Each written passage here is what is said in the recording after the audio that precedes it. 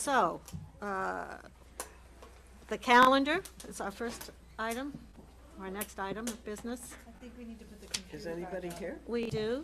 We need to, but it's all happening.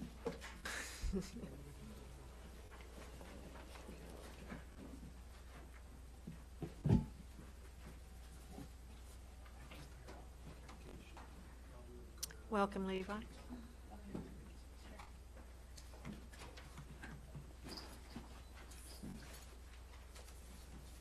Let's just do it. Is it okay?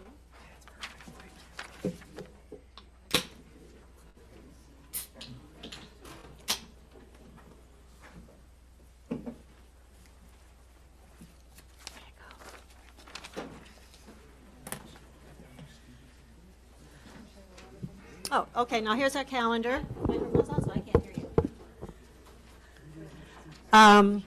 Does anyone have any additions or anything they want to point out on the calendar?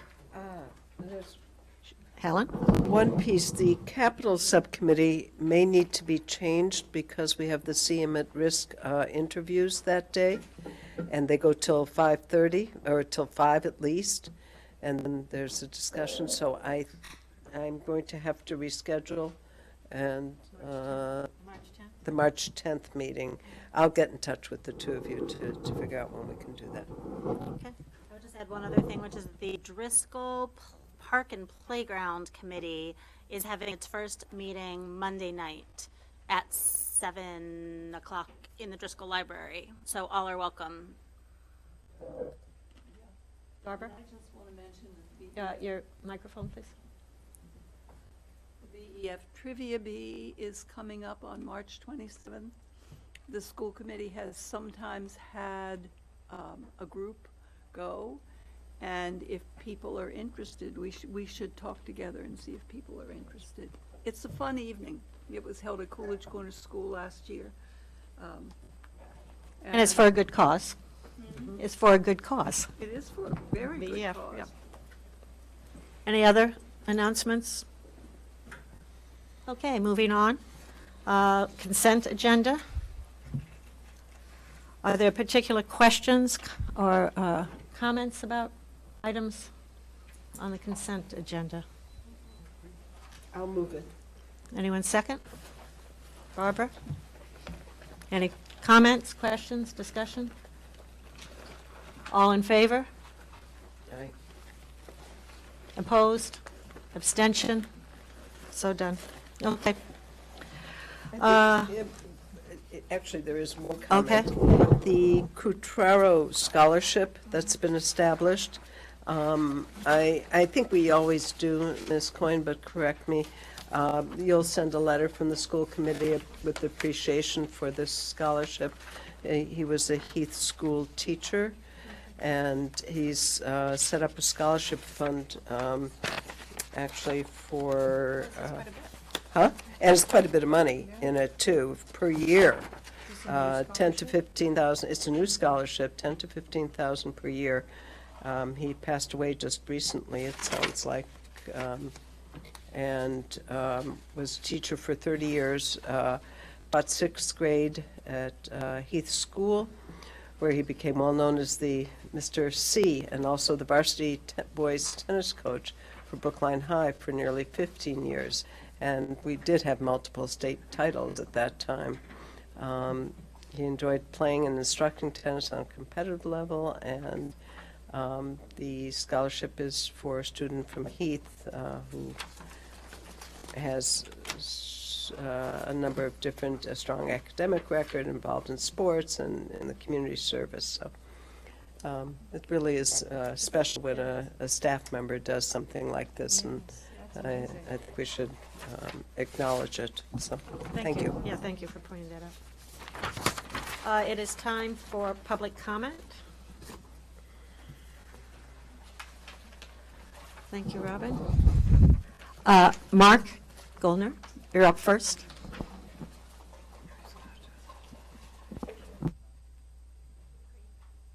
Hello. Okay.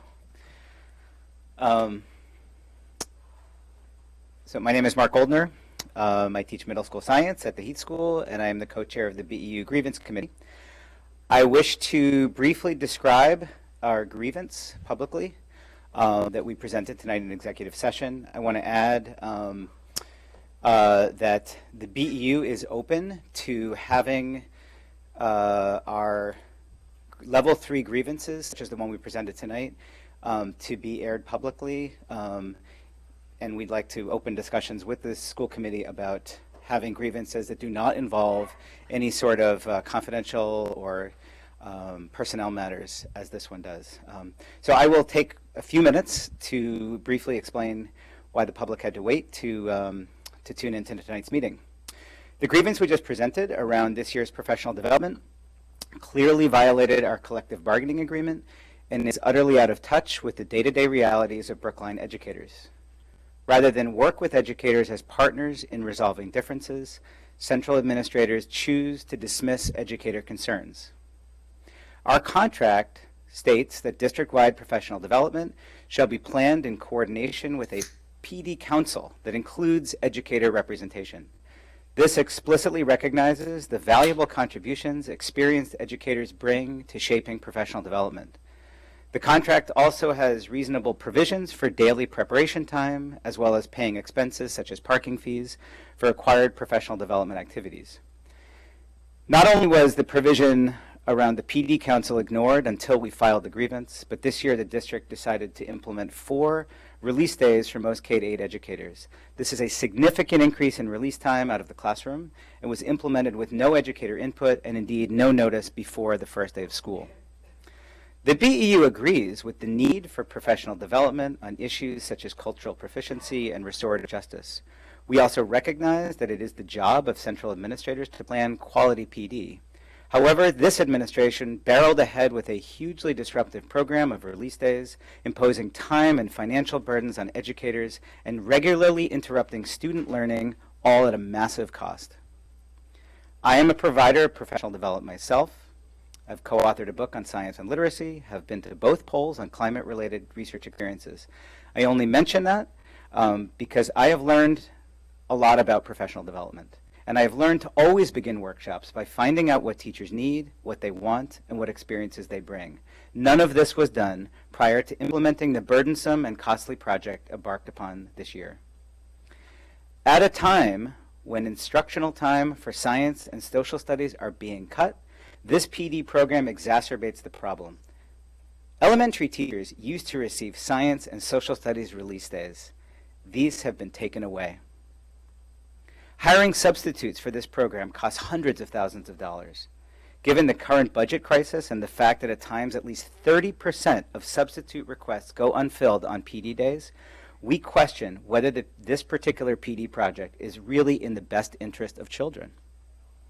The tone-deaf response of the central administration continues with the suggestion that educators do not need their daily preparation period during a release day. During my prep period, I am not just planning for the day. I may be planning ahead, assessing student work, or any number of activities necessary to make me an effective teacher. In order to be out of my class for a release day also requires several hours of preparation time. By denying educators a preparation period on release days, this is a burden of added unpaid time and stress. The superintendent has even dismissed not only our concerns about that, but also our attempts to compromise, and to compromise about issues like parking. As always, the students suffer the most from these added burdens on teachers, and the BEU has worked hard to resolve the issue. The superintendent was unwilling to work informally with the union to resolve the issue, so we filed a grievance. Even our initial filing of the grievance was ignored. Not until level 2 at the superintendent level was a response forthcoming. As the process slowly moved forward, confusing, sloppy, and contradictory emails, or often no responses at all, left us scratching our heads, and efforts to clarify went unanswered. The BEU tries its best to continue to discuss issues with the administration in good faith. Unfortunately, the central administration does not see the BEU as an equal partner and indicates that the concerns of educators are not important. Mr. Lummis talks about the importance of civility. We applaud his message and we applaud the general tone of civility that he brings to the table. However, civility goes far beyond tone. When you are polite, but also dismissive, is this civil? When you are cordial, but show no interest in seeing the perspectives of others, especially educators in your employ, is this civil? When you strike a professional tone, but repeatedly ignore requests from communication by the educators you're supposed to be working with, is this civil? We urge Mr. Lummis to consider civility in a broader sense than just tone. This grievance could have been easily resolved, as have the other 7 grievances that have landed at the school committee's door this year. This number of level 3 grievances is unprecedented and shows the lack of interest the administration has in working with the union as a partner. So we urge the school committee to direct the central administration to take educator concerns seriously, to treat educators, and in particular the BEU, as an equal partner, and to work harder to resolve issues before wasting time in front of this committee. Thank you. Kathy Hitchcock.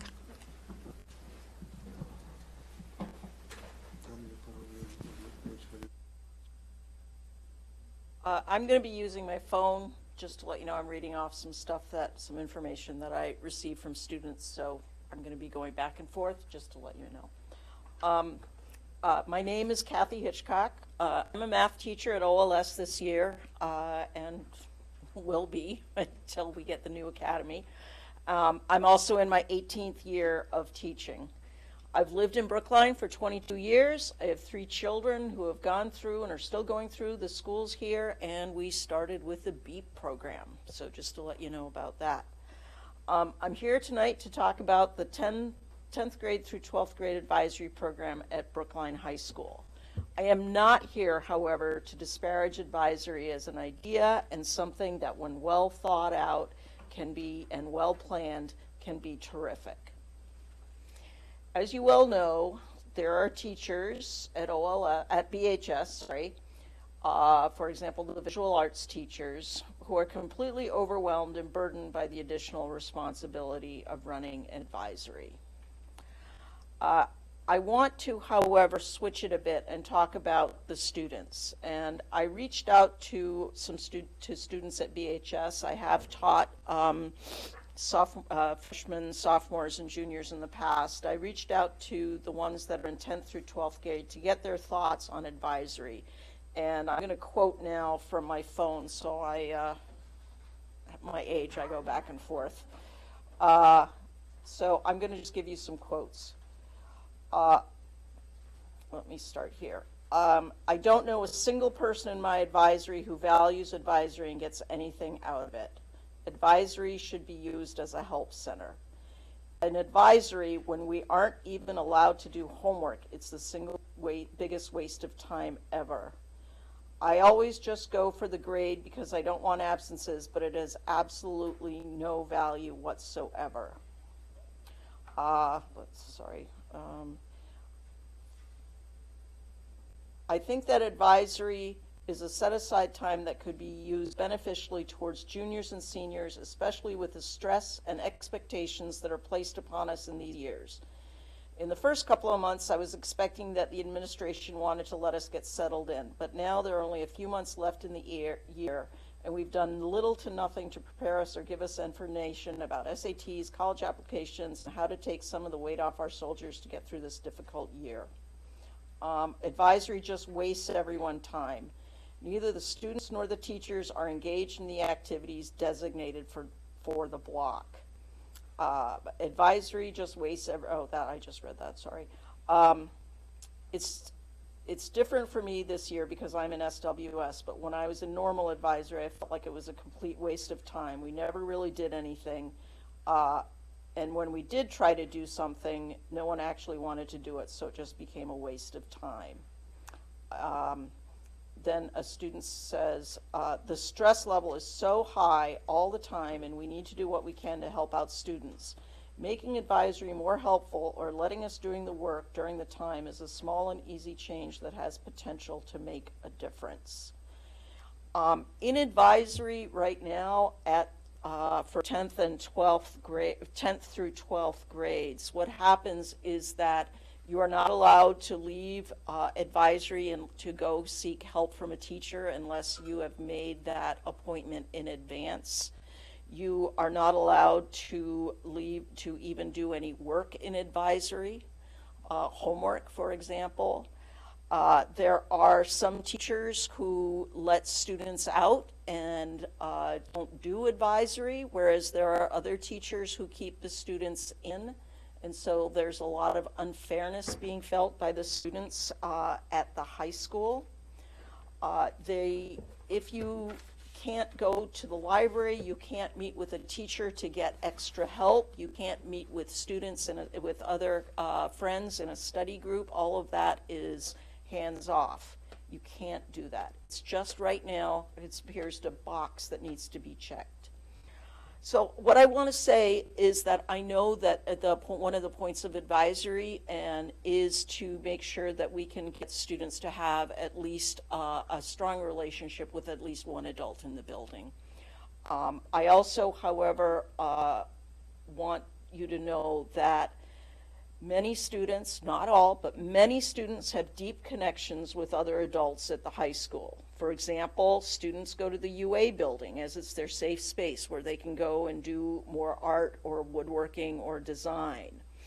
I've had students on the spectrum, right? These are some of our neediest kids. Just come to my class during an advisory when they used to be able, I'm almost done. When they used to be able to do so, to just sit and draw and talk.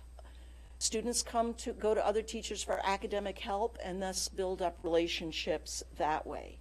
Kids go to the cafeteria and get to know the teacher that's on duty. So I don't disparage advisory. What I don't want to see, however, is advisory being used as something that's just a box to be checked and one of those things that needs to be done because that's what everyone says it should be. It's got to be something that's well planned out, well thought, and works for all the kids in Brookline. Thank you. Thank you. That's all I have on the list. Does anybody else wanted to speak?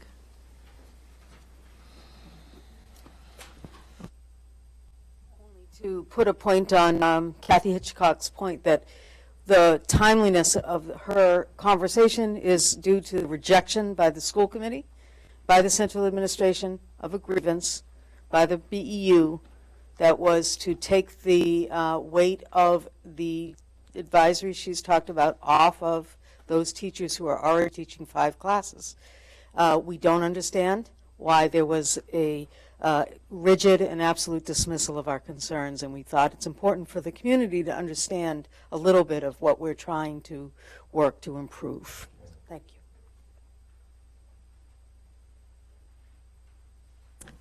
Okay, that ends our public comment. Thank you very much. I believe we're going to our student report. Levi? All right, so the time following February break tends to be an easier stretch in the school year. For many students I've spoken to, it seems like the middle of the third quarter is when students are finally getting settled in with their classes and workload. It's a great time for club leadership, student activists, and student legislature because the extra bit of free time that students get lead to great strides around the school community. At student legislature, several bills are being proposed as legislators begin to face the little issues they finally have time to address. Currently, a wide variety of short bills are being proposed to improve student life. Today, several different plans regarding field trips were addressed. The first plan addressed an issue that focused on students on exchange trips. Students from the French and Costa Rica exchanges returned this week and had absences in their French and Spanish classes. This kick-started a larger discussion about educational field trips and the absence policy. It didn't really make sense to many of the students if they were going on those trips for their French classes, for their Spanish classes, and actively being immersed in this language to see themselves sort of receive absences in those classes didn't really seem to make sense logically. Another plan about field trips that was proposed expanded the idea, saying that essentially all class-sponsored field trips could not lead to absences in this class. So for example, if for the social justice class, they like to go to a prison. It's one of their key field trips each year. And some students, because of this sort of Aspen errors, when you do get excused for a field trip, you get sort of excused absences all the way down the board. Even in social justice, for that essential field trip, they're considered absent for the day, even though every student is at that field trip. And then some students wanted to expand the bill even further to cover club field trips, sort of for Model UN, mock trial. There's certain band competitions that aren't necessarily for a specific class, but are part of more of the department in general. And they wanted to expand it so those field trips would also not lead to absences. Yeah, right. For example, a drumming club could not be marked for an absence on a field. A drumming club field trip would not be marked as an absence for a music class. And all these bills had a minor amount of positive discussion. Again, lots of ideas were being thrown around with positive and negative comments on both sides. And then finally, a radical bill was proposed with some pretty passionate support from a few key people. Essentially, the idea was that all field trips could not be given absences for the classes that day. And the general idea was that all all field trips were educational opportunities, and that students should not be punished for prioritizing a special educational opportunity on a given day for not attending their other classes. And so essentially the entire meeting consisted of this field trip discussion in legislature today, and none of the bills ended up being voting on. And then also the final lessons for Graduate Green advisory lessons were today. And all junior advisories have been given lessons on compost, recycling, and sustainable food over the past couple of weeks. And the positive response has been fantastic. And the impact of these lessons have been real palpable in the BHS community. Recycling cans are cleaner, and it seems like students are taking an extra second to think about throwing something out. I actually witnessed a student with a pretty full plastic container of salad motion to the recycling and then move it over to the trash. And then a very big point of the lessons was basically that if you're dumping away a full container of food into the recycling, you're not just really ruining recycling for yourself, but really ruining that whole batch of recycling. So it's unusable for the community. And I think just those little shifts are really, from each individual student, are making much larger impacts as a community. So I'm just really happy to see that our students are putting that into perspective and making a positive impact on their own community. Thank you. Will you come back to the field trip votes, the bills? So it's a variety of bills being proposed, around 3 or 4. So I believe they will be come back to, but it might just end up being resolved by some sort of Aspen error, because that seems like the true source of the issue. We're just not really sure the way we're to resolve it right now. So you're working with the administration. Right. Yeah. David? With respect to Graduate Green, are there any other areas that are climate change related that this group would like to pursue in the future in addition to composting and recycling? Right. So it was very difficult initially to work with advisory leaders to get that time for the 3 lessons. So there's several. So the Environmental Action Club, the Food Justice Club, they're interested in undergoing sort of variety of subjects. One of the major ones was sort of how racism sort of connects with food injustice and sort of that horrible connection with segregation, even locally. They wanted to address that, but fortunately were not sort of given the time to address that in these advisory lessons. So there are ways they want to get that information out to the school community. And one of the major ways they want to do that is assemblies and sort of Food Justice Day, their big day of assemblies. And they're hoping to get more advisory time in the future, because I do think it was an effective way of reaching out to the community. It's just there are multiple hoops that these clubs have to jump through to secure advisory time. I will say that I did hear from a high school student from the Food Justice Club who was talking about some of these sustainability issues, interested in finding out if how they could get BHS to opt up to 100% green electricity, and whether or not we were doing that, and whether or not we were going to have solar panels on the roof of the high school, and what could we do to get solar panels there. So I am in the process of collecting information to respond to that particular student. But so there is definitely a lot of buzz going around about it right now. This is very cool. Mm-hmm. Okay, thank you. Thank you, Levi. Mary Ellen. We're going to have a update on the 2021 budget.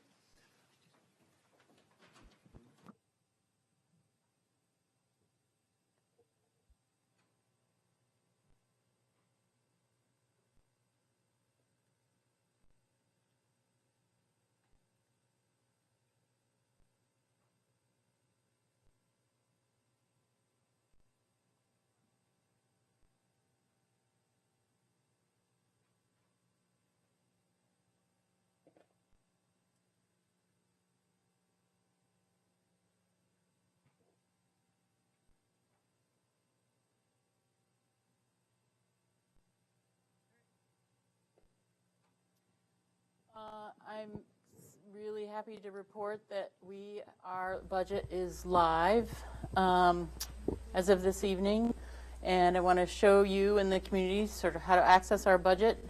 We are going green as much as we can.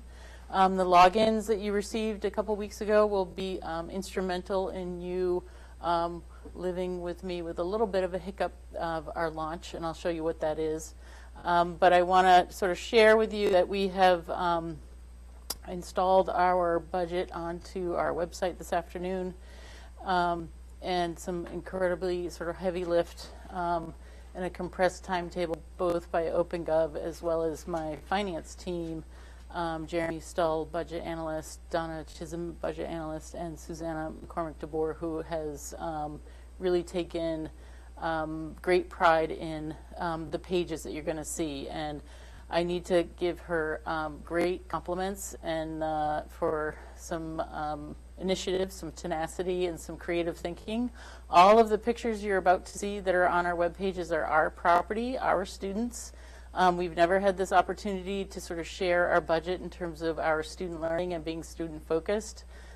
So I hope you appreciate her hard work. She has found some great ones, which I will share you some of my favorites this evening.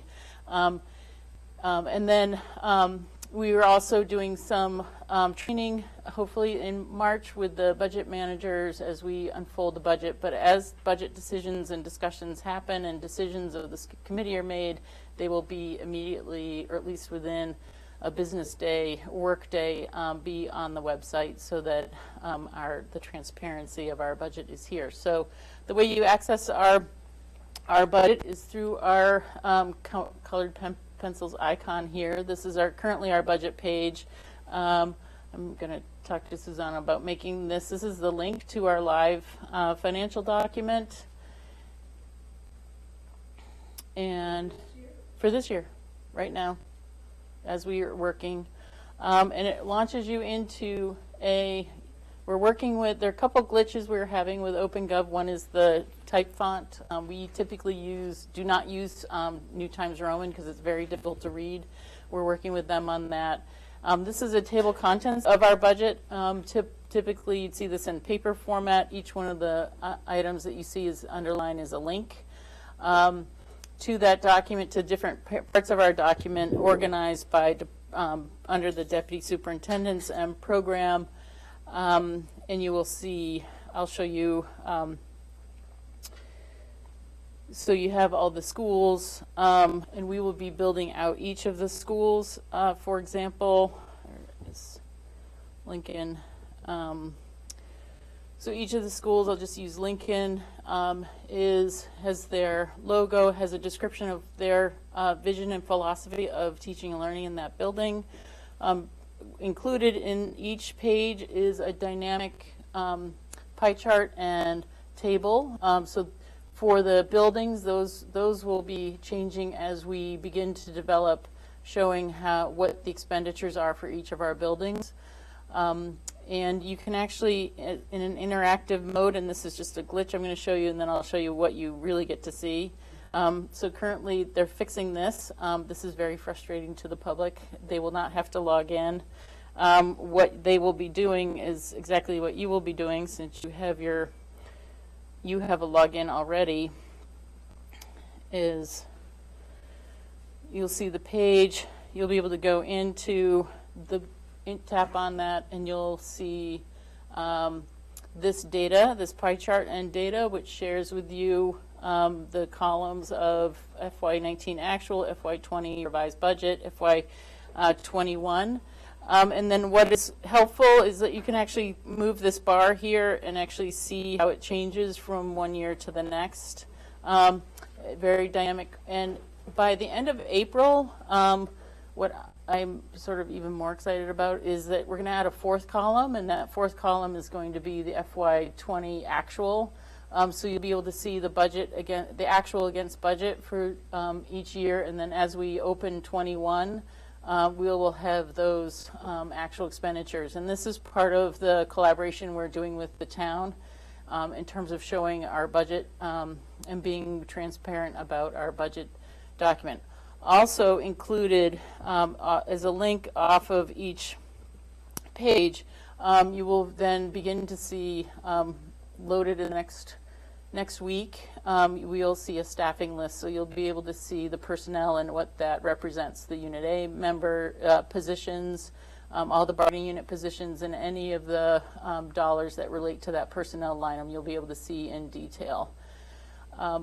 So it's very exciting. And one of the, so down we also have, I'm going to show you building services.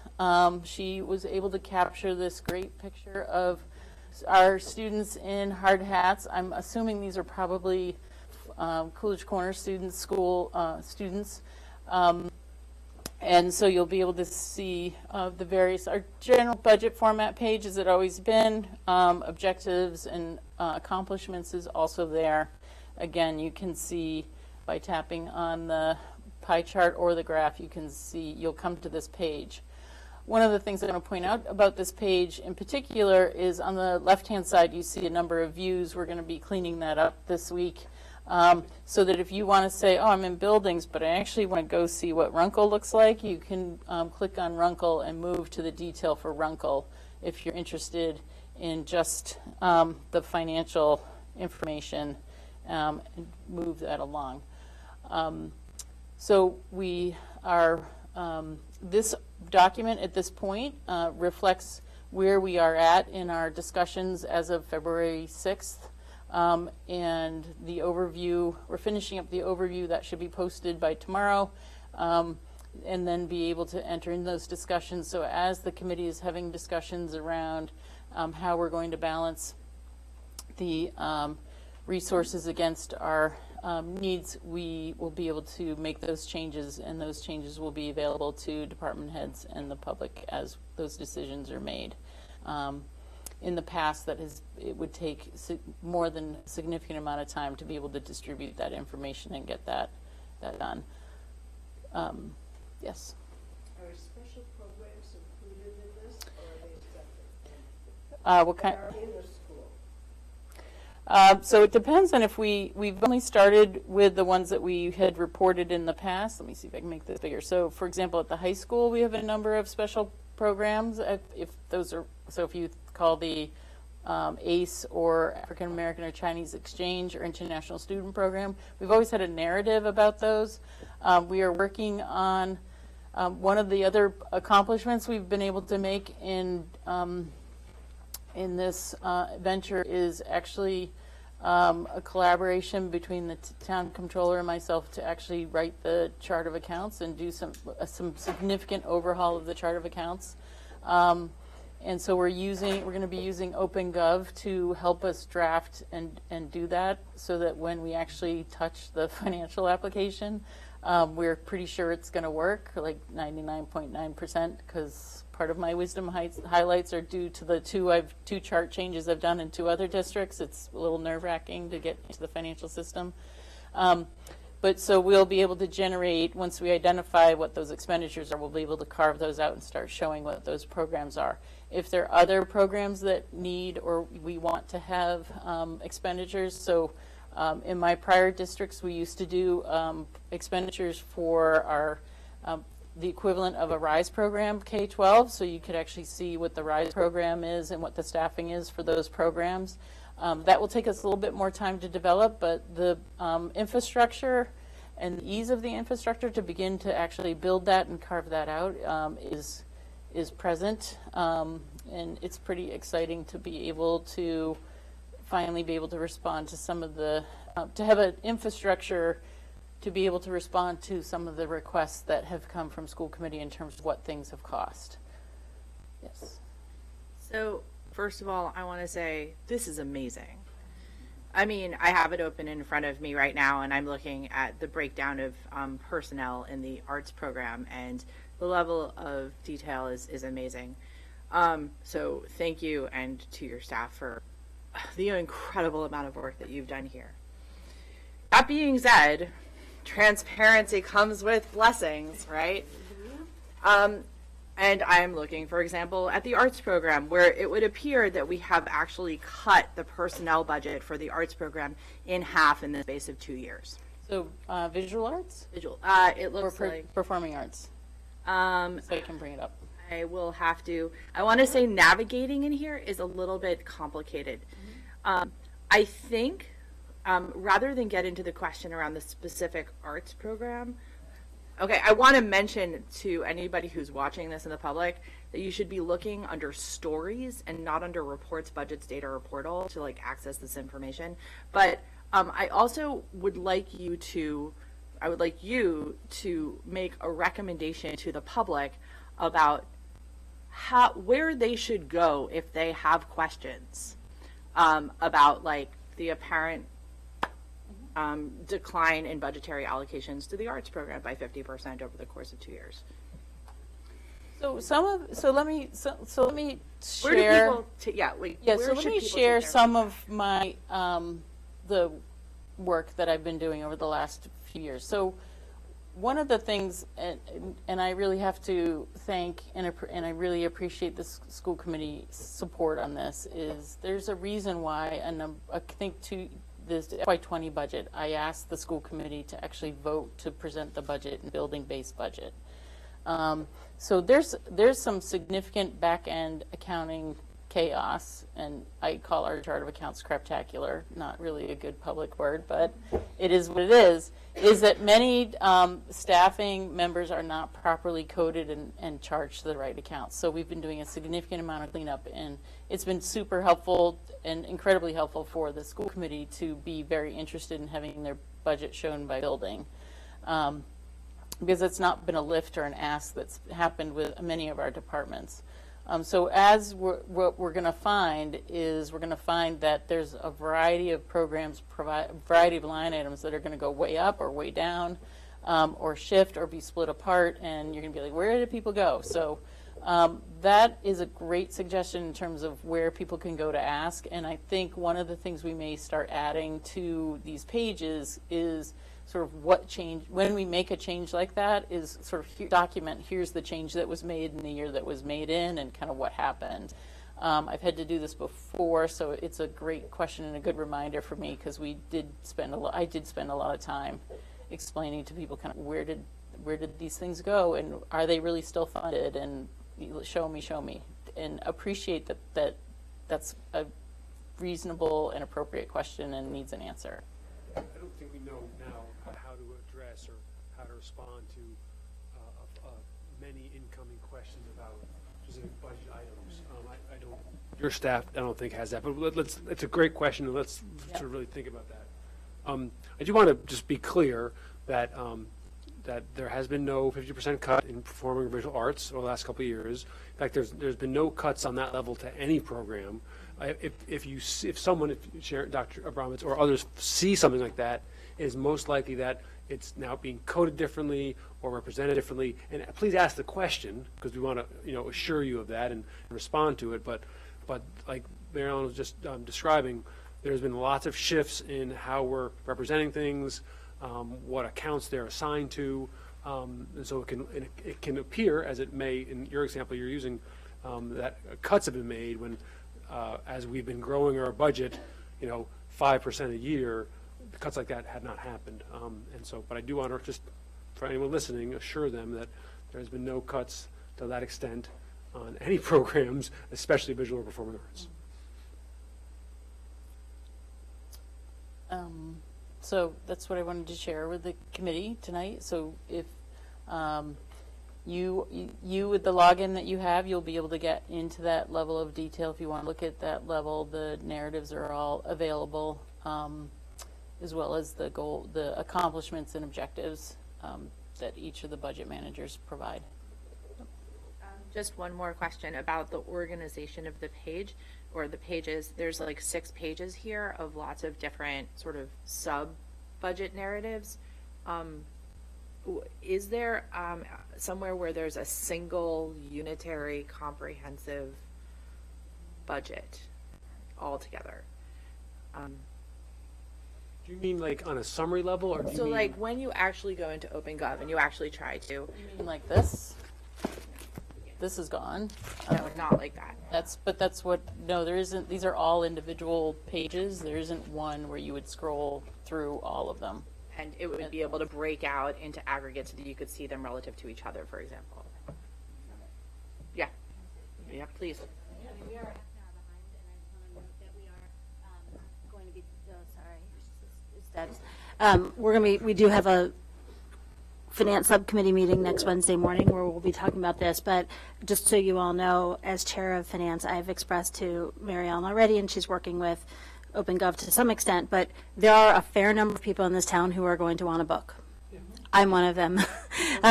And right, and I know you're working on that with OpenGov. So that's one thing, which is that people will get a book. I also think that there's the other piece about transparency that we have to be aware of, that it's fabulous that it's dynamic and it's real time, and things change every single day as they do anywhere, including in a $150 million budget.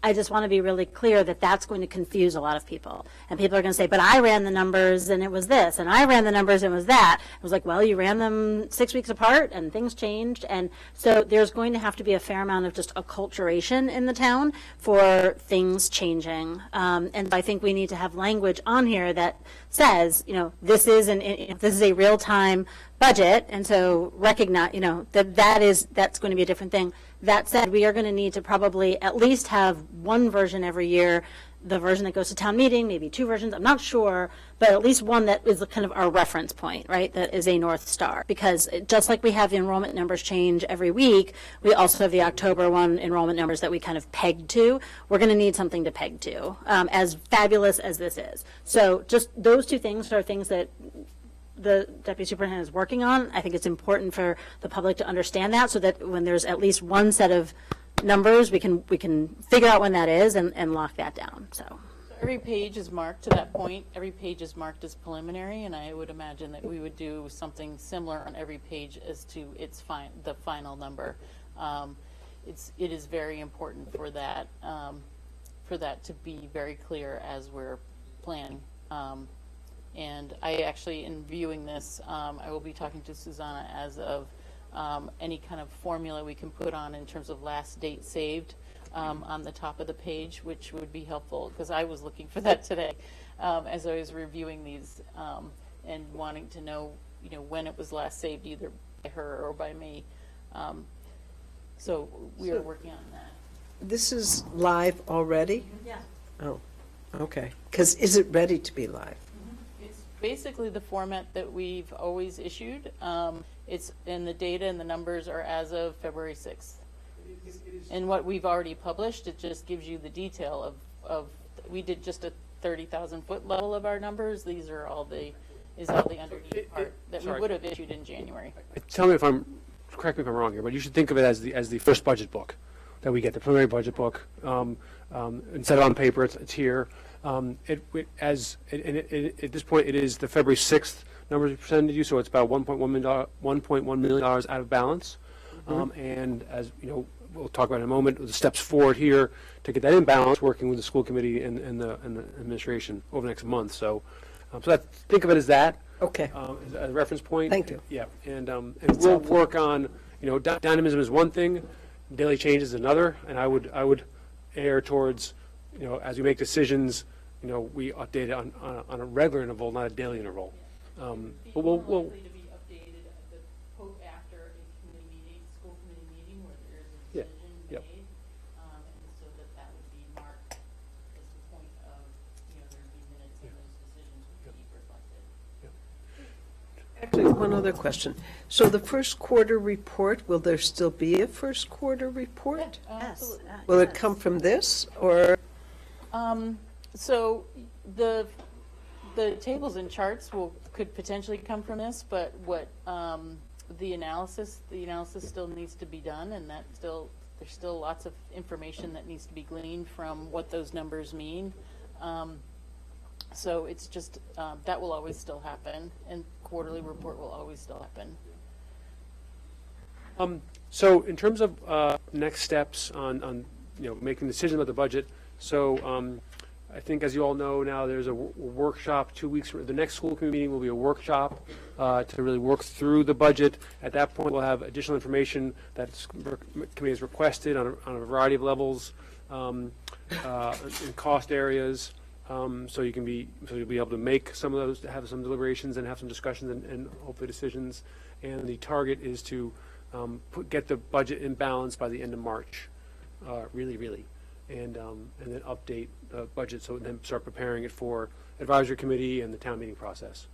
I do want to also say and really acknowledge this is a big change this year, but Mary Ellen and her team of sort of rotating cast of characters with the leadership and support of the school committee has been making significant changes over the last, really, this is the 5th year of significant budget changes, and have gone from a budget book that had a budget rather that had many reserves that were unclear where dollars were, that was represented in a way that wasn't always clear or easy to read, and through push from leaders like yourselves here and Mary Ellen's leadership have become a long way, a very, very long way in terms of a clearer narrative, clearer reporting, clearer budget books, and now real clear transparency.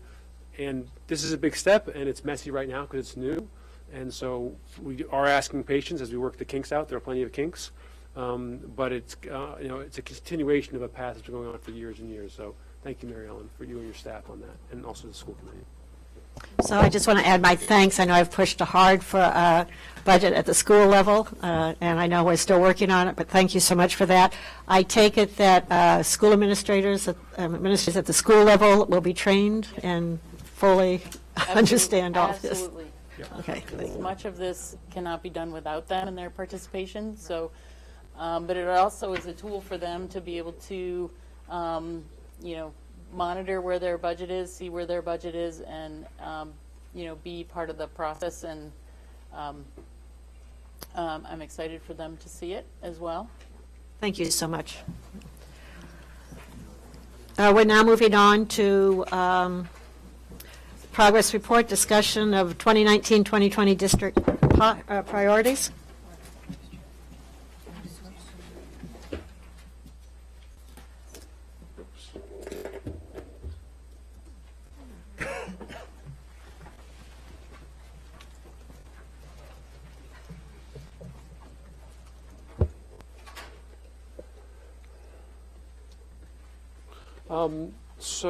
Let's just get this going here. On your agenda for this evening is this is titled "Update on the District Priorities for the year," and it is really just an update. We're not going to do a deep dive into specific detail or into details of all the progress has been made. So just want to really focus on that word "update." As the year goes along, or especially typically in the summertime, we give you much more specifics on progress being made over the year and challenges we faced. So as we have done in the past, our senior leadership team will help out with this, and there's certain areas. Tonight, Dr. Gittens is not available. She had a stomach bug earlier in the week and is out, had to leave work today, just feeling ill. So we will follow up with her update at a different time. We'll reschedule that because there's some important work, obviously, she's leading. Just want to first going to focus on the superintendent priorities. These are the same priorities that we presented to you in the fall. Culture lead was, I'll just go through, you can see them because really what I'll focus on next are progress. And in some places in this update, we'll also talk about things that may be hindering progress in these areas. Because we're making good progress on a lot of them, but not all of them. So one of the priorities was to address the expected FY21 deficit. You folks probably know more than others the progress being made in that. Using a collaborative approach to identify target adjustments and address a $2.8 million gap in terms of projected growth. And so that is, as you just saw, is on progress and continues to be on our New Year schedule. And we're working through those challenges together. Coolidge Corner School naming was one of my priorities I laid out in the year, and as you know, that has gone very successfully and really was led by so many folks in the Coolidge Corner community and across the community, as well as, of course, the Believers in Change. So that was a really historic moment that we all accomplished this year. And there's still a lot of work to go. The first planning meeting for the opening celebration and ongoing work in terms of renaming the school officially at the start of school next year, scheduled for tomorrow, actually. So that is underway. Building and program moves, plenty of those, and plenty of progress on those. So Driscoll, as you know, is the successful townwide debt exclusion vote happened this fall, and design development is fully underway with another building committee meeting tomorrow. Pierce enrollment projections, we'll talk more about those today. That work is completed now by the MSBA, and we expect to get an enrollment letter later this month, and I'll give you a much more detailed update on that in a little bit. Clark Road led an inclusive process that, although it had its fits and starts, was very well documented and included a lot of the public. And the school committee, as you know, as you did, created, I think, a sound and bold decision to expand BEEP, redouble our commitment to Temple by Shalom and the BEEP program there, and then also keep the Pierce community intact. Heath and Runkle are working together and with support of central office leaders to begin a RISE program at Heath. That's underway and on schedule. Collective bargaining agreement negotiations are underway for Unit A, Unit B, and paraprofessionals, and we've completed with AFSCME. Bargaining sessions at this point are scheduled into March and happening almost every week. Launch school assignment revision, we do not have the capacity and at this point perhaps believe that not the need at this time, but that's something we have not been able to make progress on because so many other things are going on. In terms of culture, leading with civility and positivity, as you know, I gave a very proactive messaging especially in the beginning of school to staff and families and others. We've been trying to reiterate that message at public meetings and also lead in that way.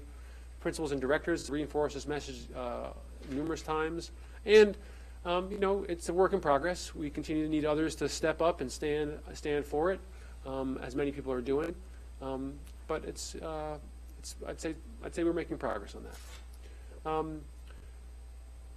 Another one of my priorities in terms of culture was to support specific leaders and educators in specific ways. Kindergarten teachers, Dr. Gittens will talk more about that. We completed 3 of the 4 professional development sessions.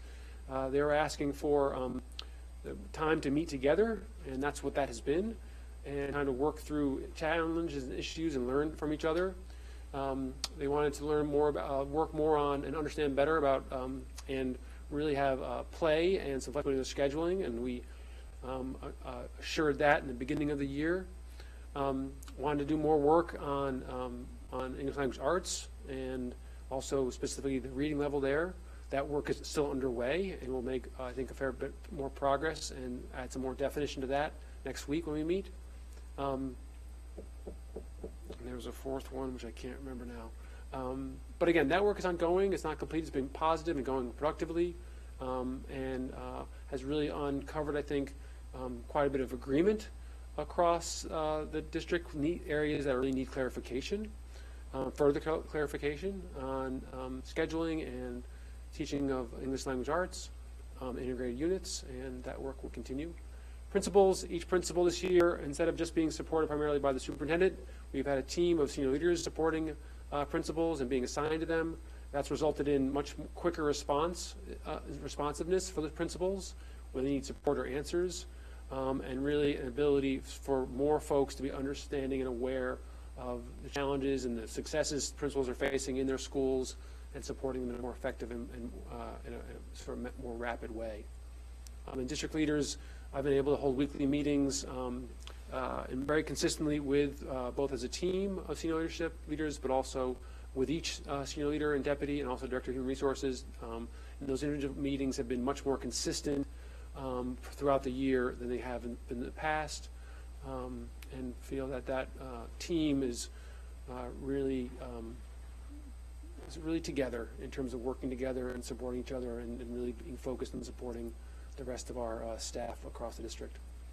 School-based leadership teams, the BEU and us, and we have had two impact bargaining sessions. Another one is next week. So that's the proposals are pretty far apart. So I'm not going to say there's much progress there, but we are meeting and trying to work through those. And positive and productive relationship with the BEU is another goal of mine, and it has fits and starts, pluses and minuses, good weeks and bad. It's still a work in progress, very much so, and we'll keep working on that. And then these are just the district-wide priorities that we laid out across the different areas. And so I'll have, Marilyn's not here, we'll start with student services. And then at the end of the presentation, we'll also show, identify which ones we will sort of really zero in on and focus for the rest of the year. So just trying to give you a quick update in each area on their priorities. So Casey, if you can come up, please. All right. Hello, everyone. So as Ben mentioned, listed in the left column are the 4 priorities I set for this school year. I'll go briefly through where I have made progress, what that progress is, and I do want to touch upon what has hindered progress a bit, not just for me, for my directors and other staff as well. Related to social emotional learning, I set out this year to begin the work of defining what is the district's approach to social emotional learning. This is certainly not work that is just starting, so that first bullet there under progress, we do have school and district leaders who are participating in year 2 of a training that involves other districts too. It's part of the Rennie Center. The program is called Excel, EXSEL, and what they are learning to do is to begin to define a district-wide vision of social emotional learning, and what does district-wide implementation look like. And the idea is that they come back and share best practices and really begin to align schools across the district in this work. I myself completed a 3-month-long course through Teachers 21 on implementing SEL district-wide. What's great is the 2 leaders in the class, so the professors and I have had ongoing conversations since then, just consulting on what my work should look like in terms of a multi-year strategic plan, which I hope to complete by the end of this school year, and would love to share it with the committee once that is complete. With regard to the implementation of the new code of conduct, every school across the district has completed 2 trainings on the new code of conduct, what it is, and what that should look like at each of the schools. I would like to have done more, but have not been able to really prioritize that, and I'll go into that a little bit more. I have talked to the committee a few times this year, and I think last year too, about the need for more reading interventions at our schools for students with language-based learning disabilities, expanding that. I think we have made a lot of progress in terms of adding different programs at the schools. These are primarily for students on IEPs, but through our contracting work with our landmark consultants, they've really helped us hone in on proven practices, services, programs that each of our schools really need to strive to have and adopt. So what we are working on next is potentially piloting a model at 1 or 2 of our schools next year to see if it can be replicable. Last is continuing to build PD opportunities for paraprofessionals. This one I am this is probably I am most proud of in terms of all the progress we've made. We are currently in talks with the Wheelock School of Education at BU in asking them to develop a series of modules. This is for next school year, for not just our special education paras, but also for our general education paras, and have it be differentiated paths based on not just interests, but their experiences and where they are assigned and to whom they are assigned. So we just met with their special education faculty, and they are very excited to start this work because, as you probably know, they've been in the district in different capacities over the last however many years. We even have a couple of residents who teach on that faculty. So they're very interested. So we're in the process of proposing to them ideas and them coming back with their ideas. So we're hoping that that will lead to better programming, taking feedback from paras themselves, but also through the BEU too, in terms of what paras would like to see more of and less of. In terms of some things that have hindered progress that's different this year than the last 2 years is we have seen an increase in filings with DESE's problem resolution system. So this is the complaint process. Also an increase in student records requests and bullying reports. These, as you probably know, each of these require a significant amount of time, not just on my behalf to respond, but there's fact-finding, investigations, report writing, and then, of course, interactions with the team at DESE. What I do want to note here also is that none of these processes have resulted in any significant findings to date. I also want to just add an update, which is not on here, is that as of today, we have more hearing requests than we have had in previous years, which also takes time because this involves now our attorneys and also the Bureau of Special Education Appeals, because we will be going to hearing for these cases. Yeah. Ms. Gatto. I have a quick question. Under the intensive reading services, Mm-hmm. you're talking about the pilot program at Landmark.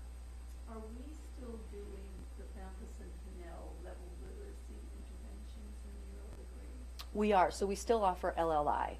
The programs that we're looking at, which I think is your next question, are Orton Gillingham. More special ed. Exactly. Yes. More specialized intervention, visualizing, verbalizing, lips, deeper Wilson training. We have a lot of folks who have the introductory course completed, which is great, but the next level of training is what we're looking at. One more LLI question. When we had a report, and it's been at least 2 years ago, and it could have been 3, it was pointed out that depending on the school in which the student was, the chances of getting LLI. You know, you're not talking, Barbara, you're not talking. So in some schools, the larger schools, it was harder for children to have LLI because there was not enough instructional staff, whereas in some of the smaller schools, all of the children who needed it were able to receive it. Has that changed at all? That I can't speak to. LLI is a general ed intervention, so right. I'm not sure. Yeah. Joanna Lieberman would probably be a You're right. resource there. Yeah, thank you. Yeah. I have a question about the issues that are hindering progress. I don't want to put you on the spot by asking sort of quantitative questions about the PRS systems, but what I am going to say is that as a school committee member, I mean, ultimately when PRS complaints are filed, they're being filed against the district and therefore against the school committee. But I find that as a school committee member, I receive almost no information whatsoever about any PRS filings or their resolutions. That's also true for, I mean, I think that I think that's also true for student records requests and bullying reports. I do believe that that the quantity of these is substantially impeding your ability to execute your other goals for the year. But it would be really helpful to have a more granular understanding of what is happening here, if it would be possible to provide us. And I understand we may have to discuss this in executive session because of the sensitivity of the data, but I do think it would be really helpful to have a table at least that indicates the PRS filings that have been filed, what the resolutions have been, if they've been found to be, you know, I'm going to mangle the language, but, you know, valid or not valid. Yep, And also if we can get a sense of what the rate of increase is over time, because I think that we as a school committee need to have a better understanding of what's going on here, especially if we're also seeing an increase in the number of hearings, and there's also corresponding legal costs that are associated with this. And I think we just need to have a better understanding of what the concerns are from the special education community in the district. Yeah, I would be happy to share a lot of that with you, but just to note too that the BSEA posts all of the PRS cases, so you can go back and look at all of them. So all of them are public documents too. That's fine. I think that we just need like an Yeah, additional and- layer of analysis. Yeah. Yes. Just so that we can kind of understand what's happening systemically. Yeah, that makes a ton of sense. So, thank you for this, and I'm really pleased that you're thinking of a pilot program to work with kids with language and reading difficulties. Is this at one school or at a few schools? How are you thinking of rolling this out for next year? Yeah, so what we did was look at actual students. Mm-hmm. And grades. So right now it's 2 schools. Mm-hmm. Okay. All right. Well, thank you. I also have a question about the hindering progress categories. So when this table says that to date it's not resulted in significant findings, does that also apply to the bullying reports? And if so, what would you mean by that? That the bullying reports weren't creditable on the whole? Weren't substantiated. Okay. And then also a question about some of the district-wide trainings. Has there been any contemplation of expanding those to include trainings on discrimination and harassment? Perhaps other members of the school committee received these as well, but I get a lot of emails from concerned parents and other individuals about the extent of our staff trainings with respect to discrimination issues. So what I can say is that the PRS office did look into our discrimination reporting procedures and practices, and the district, there were some corrective actions that we did have to complete, and after completing them, which involved some training, we were found to be in compliance. If I may just add, I think some of the concerns articulated about that perhaps was sufficient for purposes of being in compliance, but there was one particular example I recall where the concern was that the training had just been a link that you click on through an email, and so there was some concern about how meaningful that really is in terms of training. Yeah, so I can tell you we do discuss discrimination procedures on a case-by-case basis as they happen at the schools too. So administrators, those who are actually completing the investigations, are getting training both from reading the regs, but also on-the-ground training as they are in development, as they're completing the investigations. And then to your point about, I think this one specific case, we can discuss offline because that's the only one that I have received to that nuanced level. I do want to go back to the question of the PRS filings and the bullying reports. I'm also curious to know if you have a sense that we are outliers relative to peer districts in terms of just the sheer number of cases that are complaints that are being filed. Yep. So I did have a call with the PRS office, with the folks who lead the office, and they did comment on Brookline being an outlier over the last few years. Okay, it would be helpful if we could get some information about that. And I also would be interested to hear from you if you think that there's support that we should be engaged in soliciting either from MASC or from DESE in order to provide possibly additional training or support in the district in order to start reducing the number of these complaints? Potentially. Okay, great, thanks. There is a larger number of complaints. That's different than a larger number of findings. And it's important for us to also help you understand those two things. Yeah, so I just want to be clear that yeah, but both those things exist, and it's important to analyze both sides of that. Any other questions? Okay, thanks.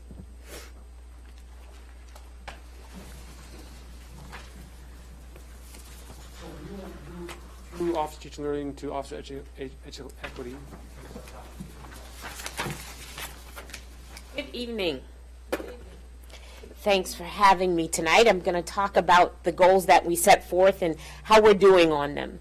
So the first one, of course, is to establish the Office of Educational Equity. And I arrived not last November, the November before. And this year really working on to develop a budget for the office. Part of the role, I think, as well, having time and meeting other principals and other administrators and having conversations and doing trainings has allowed for district members to understand how I can help in their daily work. And so getting more and more calls about, I'm stuck on this, what do you think of that, are starting to help, and that's exactly what we want. And so I've begun to do coaching and supporting administrators through difficult issues that they're having in their districts, in their schools. The second priority listed on this sheet is increasing diversity through staff, increasing our diversity through hiring. Definitely in this year, just recently returned from the MPDE conference, which is the Massachusetts Partnership for Diversity Educators. Myself, along with Lisa Richardson, attended that conference, and that is a collaborative that we do with other districts along the lines. I think what I'm most proud of in this area as of today is that we have begun to understand and appreciate the diversity and to grow our own. Right? So we have paraprofessionals of color at a much higher rate than we do in the classrooms. We have to encourage that growth. And so in so doing, Lisa and I went around last year to 3 different sites and invited paraprofessionals to come and talk to us about getting their license, what was stopping them in the way. Some of it was mapping. And so to that, this year I've begun to develop personal relationships with paraprofessionals. Oftentimes, mentorship has to look like, let me tap you on the shoulder and say, you can do this. Let me show you how it's done. And brought one person in to Ben to get the encouragement that you too can have your license. And so I also developed a library of resources that they need. Financial, those are expensive tools. And from that, paraprofessionals have started study groups within their own schools. And so our hope is that they will continue on, get their license, and then apply for our positions, and we'll have our homegrown diversity. And I'm excited about that. That is a very thrilling, rewarding conversation to have often. The other thing that we've done in this area, because when you think about, if you really want to increase your diversity, you have to think about recruitment, rehiring, and retention. And affinity groups help us in that area of retention. And so we've developed affinity groups. They've had a schedule since the beginning of the year. They've met at least 3 out of 4 times. We have an Asian American affinity group, a affinity group for Black educators, Latinx affinity group. And they are all, as well as a LGBTQ affinity group.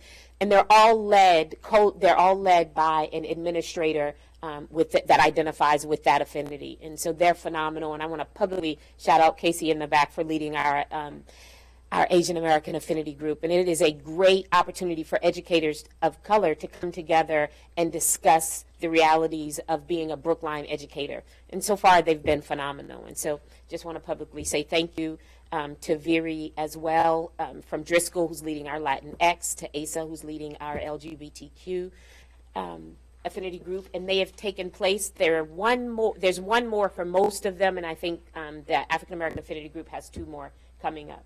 That has taken place thus far. Next is something I'd love to share with you, and that is helping our public schools. Can I pass this to you, Mr. Perlin? May I ask you to pass that around? Have everyone grab one and take one. Equity is one of those things that we all raise our hand. If I say, do you understand what equity is? We all raise our hand, but then when we start talking, they all sound slightly different, and there's a little difference of opinion. And so what I've begun to do is to make sure that when we talk about equity, that we're speaking the same language, that we understand what we mean when we say equity. So I pulled off what's on our website, the equity statement that Brookline Public Schools have. I looked at the deep organization out of Harvard University. I also pulled some work from Gene Thompson Grove, well, not particularly for that one, but for others, and then just what the research says the definition is, and work with our educators to explain and understand how it affects their daily lives. I think it's important as a starting place. If the goal is to help us be more equitable, let's first define what we mean and where we're going. And so really pleased to have that definition amongst within the district. Lastly, engage in community outreach and educational equity. And so working closely with Bridge and with PAC, the Parent Advisory Council on Educational Equity, shared the definition with them, as well as working with them to develop a protocol for hate and bias, how to respond to hate and bias, those things, and working with different PTOs. Recently been invited in to talk to different parent organizations about how to talk to children about race. What's appropriate, what are your challenges? It's not only that we, our teachers, have to have this conversation, but our parents do as well. Those are the goals and where I am. Please. First of all, thank you for continuing to move this work forward. It's important. It's great. On the prior page, can you just go back to the one on the bottom? I really want to underscore how important it is to sort of encourage those paraprofessionals who are interested, paraprofessionals of color who are interested in accessing a more sort of a teaching role. That support, just how important that is. So thank you for leading that. And similarly with the affinity groups, just sort of having a space, creating a space for them to connect. My question is on that latter one. Are there sort of any sort of insights, I don't mean anything confidential, but just any insights that kind of came up out of those that you can say, wow, that was something that was sort of an interesting nugget that we got from that group, or that we're thinking about more, or any ways that that's sort of influenced our thinking about what to do going forward? Any either surprises or things that we knew, but interesting ways to tackle it? Just I'm kind of curious how we're using that to influence our thinking. For the paraprofessionals? Well, actually, I was thinking the affinity groups, because I think you said it for the paraprofessionals. You kind of gave a lot of specifics there. So I'm just curious if anything has come out of the affinity groups that has been helpful, or if they're still kind of finding that space to speak. And so I'm going to speak mainly to the African American Affinity Group, because that's the one that I attend all the time, often. And the first meeting is really a welcome and let's laugh together in our own space. And everyone needs that. Everyone needs to be in the majority in their home space, and Brookline is our home space, right? And so the first meeting was just, I'm glad to see you. Who are you and what are you? It is important that these sessions are without agenda, but free but structured enough that there could be progress. And so from there, one of the suggestions were to see a play this month. And so I found out the information about the play that's happened at Art Emerson and sent that out. And so they were looking for more collegiality, more kind of friendship. At the same time, the Latinx group is one that I attend as well, and they are more politically minded, right? What kind of community service should we be doing? Should we be reaching out? Should there be a program on immigration here in Brookline? Should we be leading that? So it really depends. And I know that the Asian Affinity Group had a speaker come in and talk, and so it flows. Yeah, that's really helpful, because I think one of the things that I've observed from, when the students come back from NSAN year after year is that they come back and they have ideas. They're like, they heard things, they kind of are interpreting their own experience in a different way, and they often come back with quite good suggestions that we try to implement. I'm not sure we do it as well or as much as we would want to. So I guess I would just sort of think that as this gets into its second and third year, sort of where are those places where that group can sort of be bringing forward things that maybe are just a different way of thinking about things that we should be implementing. So anyway, so Absolutely. I look for, yeah, no, I definitely appreciate that. First, the group has to kind of, Yes. you know, create a little bit of a sense of identity, but look forward to hearing that also. And they're still forming, right? They're still saying, oh, you're here too, and for a lot of them, and that's worthwhile. I do want to spend just 2 more seconds highlighting the PD course that we're doing. And so we are teaching the cultural proficiency for educators and how that affects teaching and learning. And at the end of this year, we'll have 188 educators have completed that 24-hour course. And at the end of every session, I'll do a plus delta, because I always want to ask, what's working for you? What do you need differently to be done differently so that this time is most helpful? And a lot of feedback that I try to address all that feedback for the next session. The 3rd and 4th sessions are really on case studies, and we role play and we talk about real time issues, and they're finding that to be most rewarding. It is a arduous process, but I also think it is the thing that not only teaches the theory, but it is the thing that changes practice. And that's what you want from a PD course. And so really excited that that course has taken place. And by all means, teachers find it rewarding thus far. At least to my face, that's what they say. Abramowitz. I want to give you actually an enormous amount of credit, because everywhere that I go in the district, people speak highly of you and just really appreciate what it is that you bring to trainings and your expertise and your skills. I have a question. I mean, you've had a little bit of time to kind of settle into the central office, and I'm interested in having an understanding of sort of the evolution of your role in the context of the central administration. So I actually have 2 separate questions. I'll start with the first one. How has your role been integrated into our human resources practices and operations and procedures in order to improve how we're doing? I'm going to totally mangle this, but Sure. EEOC issues and things Sure. like that. Well, Or really just human resources in general. Sure. I'll begin to answer it. If it's not thorough enough, please push back, because I want to make sure I'm addressing your question fully. The easy answer, the first way I have to answer that, is just on a human basis, right? That Lisa Richardson and I get along great. It was great for me as a 40-something-year-old administrator coming to Brookline. I was excited because this was the position I was born to do. I know that, full stop. The second part of that was attractive was, for me, believe it or not, this was the first time I got to work with other women of color. I have just never had that experience. So when the offer was made, literally, it was a no-brainer for me, right? And so that helps. That lets me cross the door into Lisa's office more often than not. That makes it easy, and she's easy to work with. And don't tell her I said that, but that's the truth. Okay.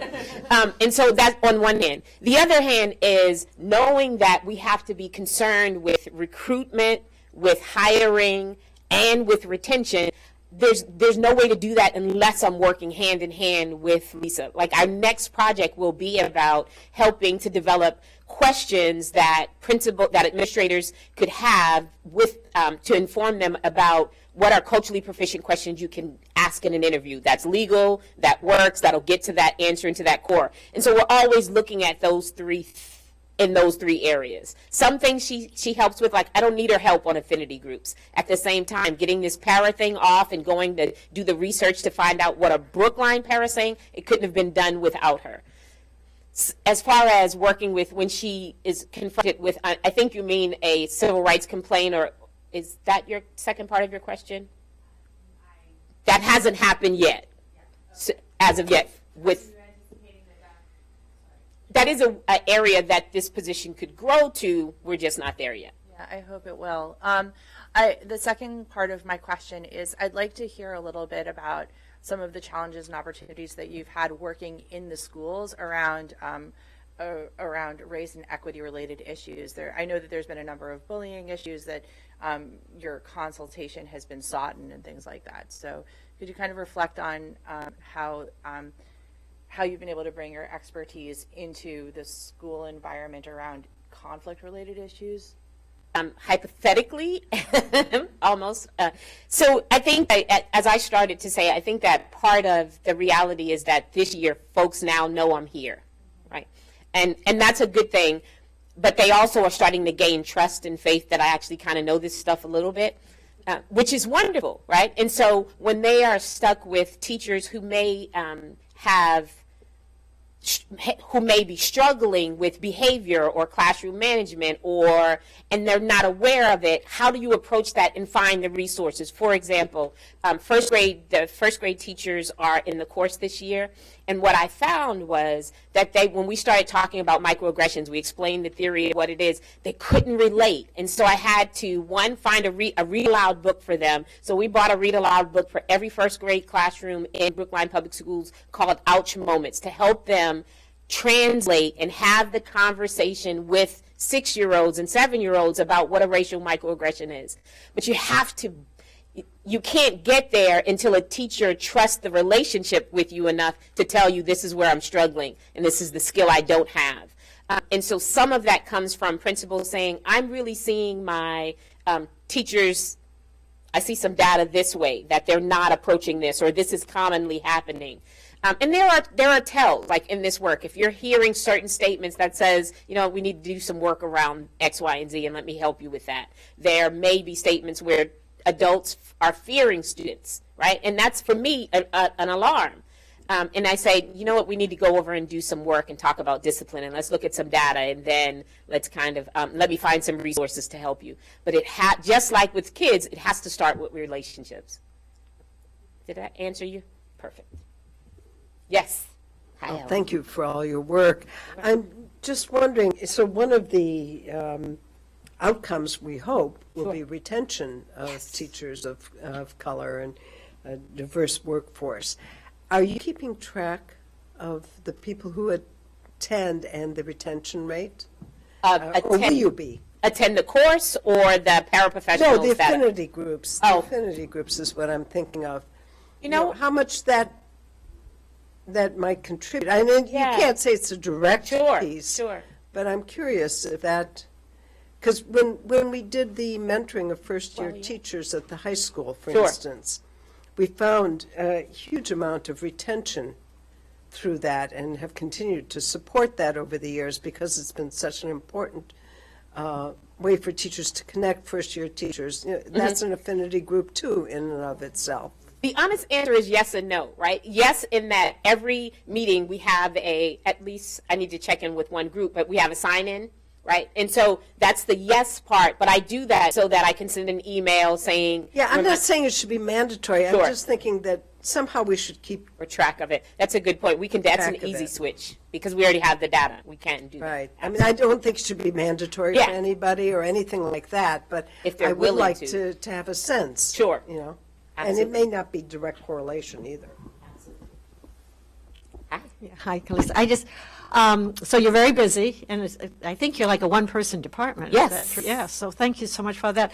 Do you get calls or requests from families who may be struggling with their students, their children, who may be struggling in schools around equity issues? Do people ever come to you for that, or they have other places to go? I don't know if it's just because it's February, people are starting to find me, right? And my phone light is lighting up a bit more, where parents will call and say, I have a concern, this is what's going on. And sometimes it's resolved in a conversation. They need a place to talk it through. Sometimes it raises other questions. It more often than not raises other questions, and I need to do some digging around. But the digging around has to sound like, how can I be helpful? And that is always my question to everyone, is how can I be helpful? So thank you for that. I mean, I don't think we have anybody else who's doing that, so it seems to be an important role, and thank you for that effort. Yeah. Get out while the getting is good. Have a good night.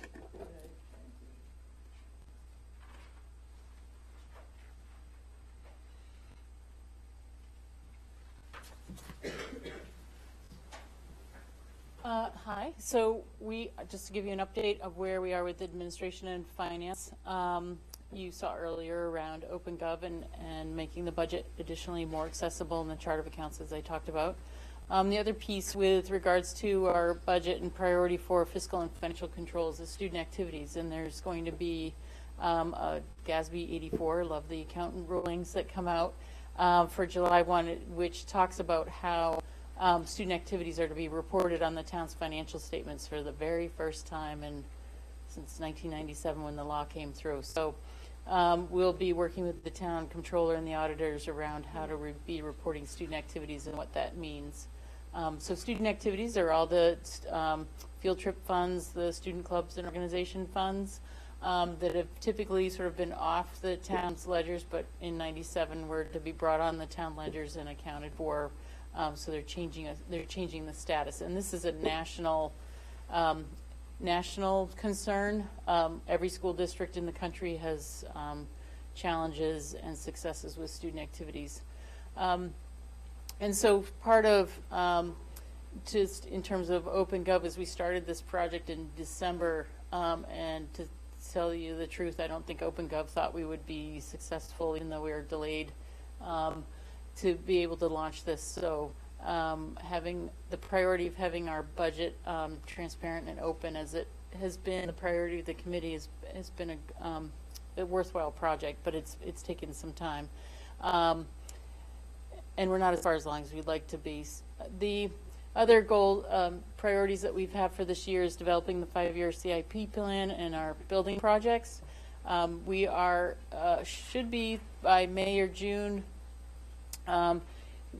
finished with the sort of the financial facilities master plan, which will also include security assessments of each of our buildings. And so to date, we've been focusing on the security assessments.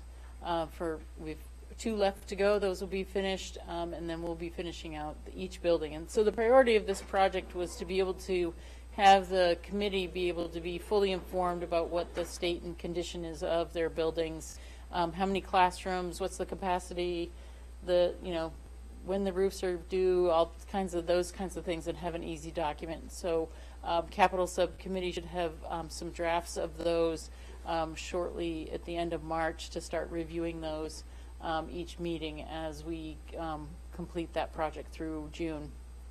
And as we are currently, we're monitoring for building projects here. Currently with the Pierce and the MSBA process, and waiting and getting in the eligibility period and waiting to get into the next phase of that. High school building is in progress. Matt Gillis does a yeoman's amount of work with that project, attending job site meetings weekly. Driscoll Design Development, as well as Clark, Pierce, Baldwin, SEC kind of action planning around upcoming moves for that is sort of where we're at with those projects. Yeah. Government Accounting, Government Standards Board, thank you. The number ruling they're up to.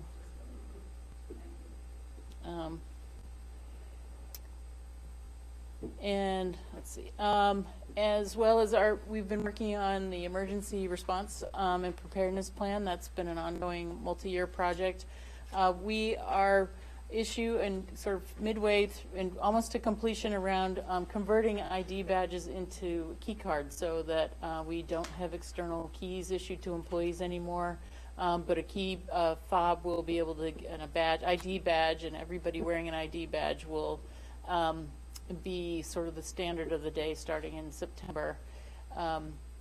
And ideally, the reason why we moved to this is, and including you may start seeing employees in town hall with ID badges, is it's very difficult for many of us as we come in and out of buildings to know who's an employee and who's not.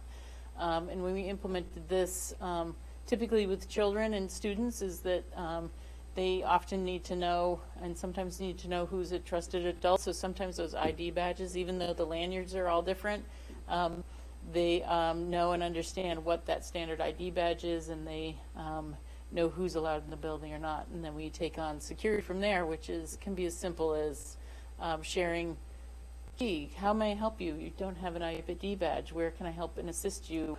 Where are you going? What are you doing? And in a nice, friendly way.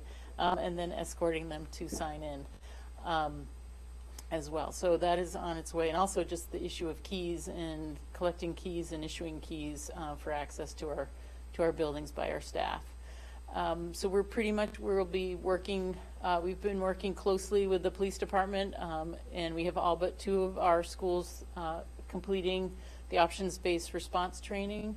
That is training and it's option-based is about any type of threat that it comes to our building, whether it be weather or individual, and outside or interior, and so training the staff around how to respond to those as part of a 3-level training for that. So we are through our 2nd level of training for that. The 3rd level is much more of feedback in terms of planning training around our from them around security in our schools. So we're getting feedback from faculty. What are your concerns around arrival and dismissal procedures? Do we have standard procedures? Do we have what are some of your concerns around access to the building? What are your concerns about the ability to have a lockdown procedure to evacuate? Do you know where you're evacuating to? What are the evacuation procedures? Things like that, and review that with them and get those all updated. Yeah. Just 2 questions, one of which I hope they're both quick. The last time we talked about options-based response training, there was a long conversation about making sure this was not a traumatic experience for children. So can you just reiterate what you said and make sure that's still my understanding of what happened? So let me start with what I had said before has not changed. Okay. We are very aware of and wanted to make sure we got through all the training with faculty and staff and employees before we started designing any types of training for age-appropriate training for students. And really having a conversation is, for example, and I like to use the kindergarten example, line leader and teaching students around line leader, the importance of being a line leader is actually a good safety protocol and training, because the students will follow the adults and follow directions of adults, and your classroom management training of arrival and leaving, going to lunch and where you go, and maybe taking a different route during a fire exit, maybe doing different things, are all around safety. And so our next phase of that is to actually have conversation with parents in each of the parent communities around safety and what kinds of things can they plan at home, what do they need to know about and can plan around at home, and how do we support that in the school and have consistent messaging. So that is way we would not be doing any type of active threat training with any elementary student. And to some extent, I am, I'm not, I don't know what the position would be with high school students here in Brookline. Every community is different, but it's worth the conversation. But we need to get parents informed and involved before having those conversations around drills. But that's not happening this year. No, it's not. That may not happen for 2 years. So question 2, fine. So question 2, we've had a long conversation about different buildings having different standards of access for parents.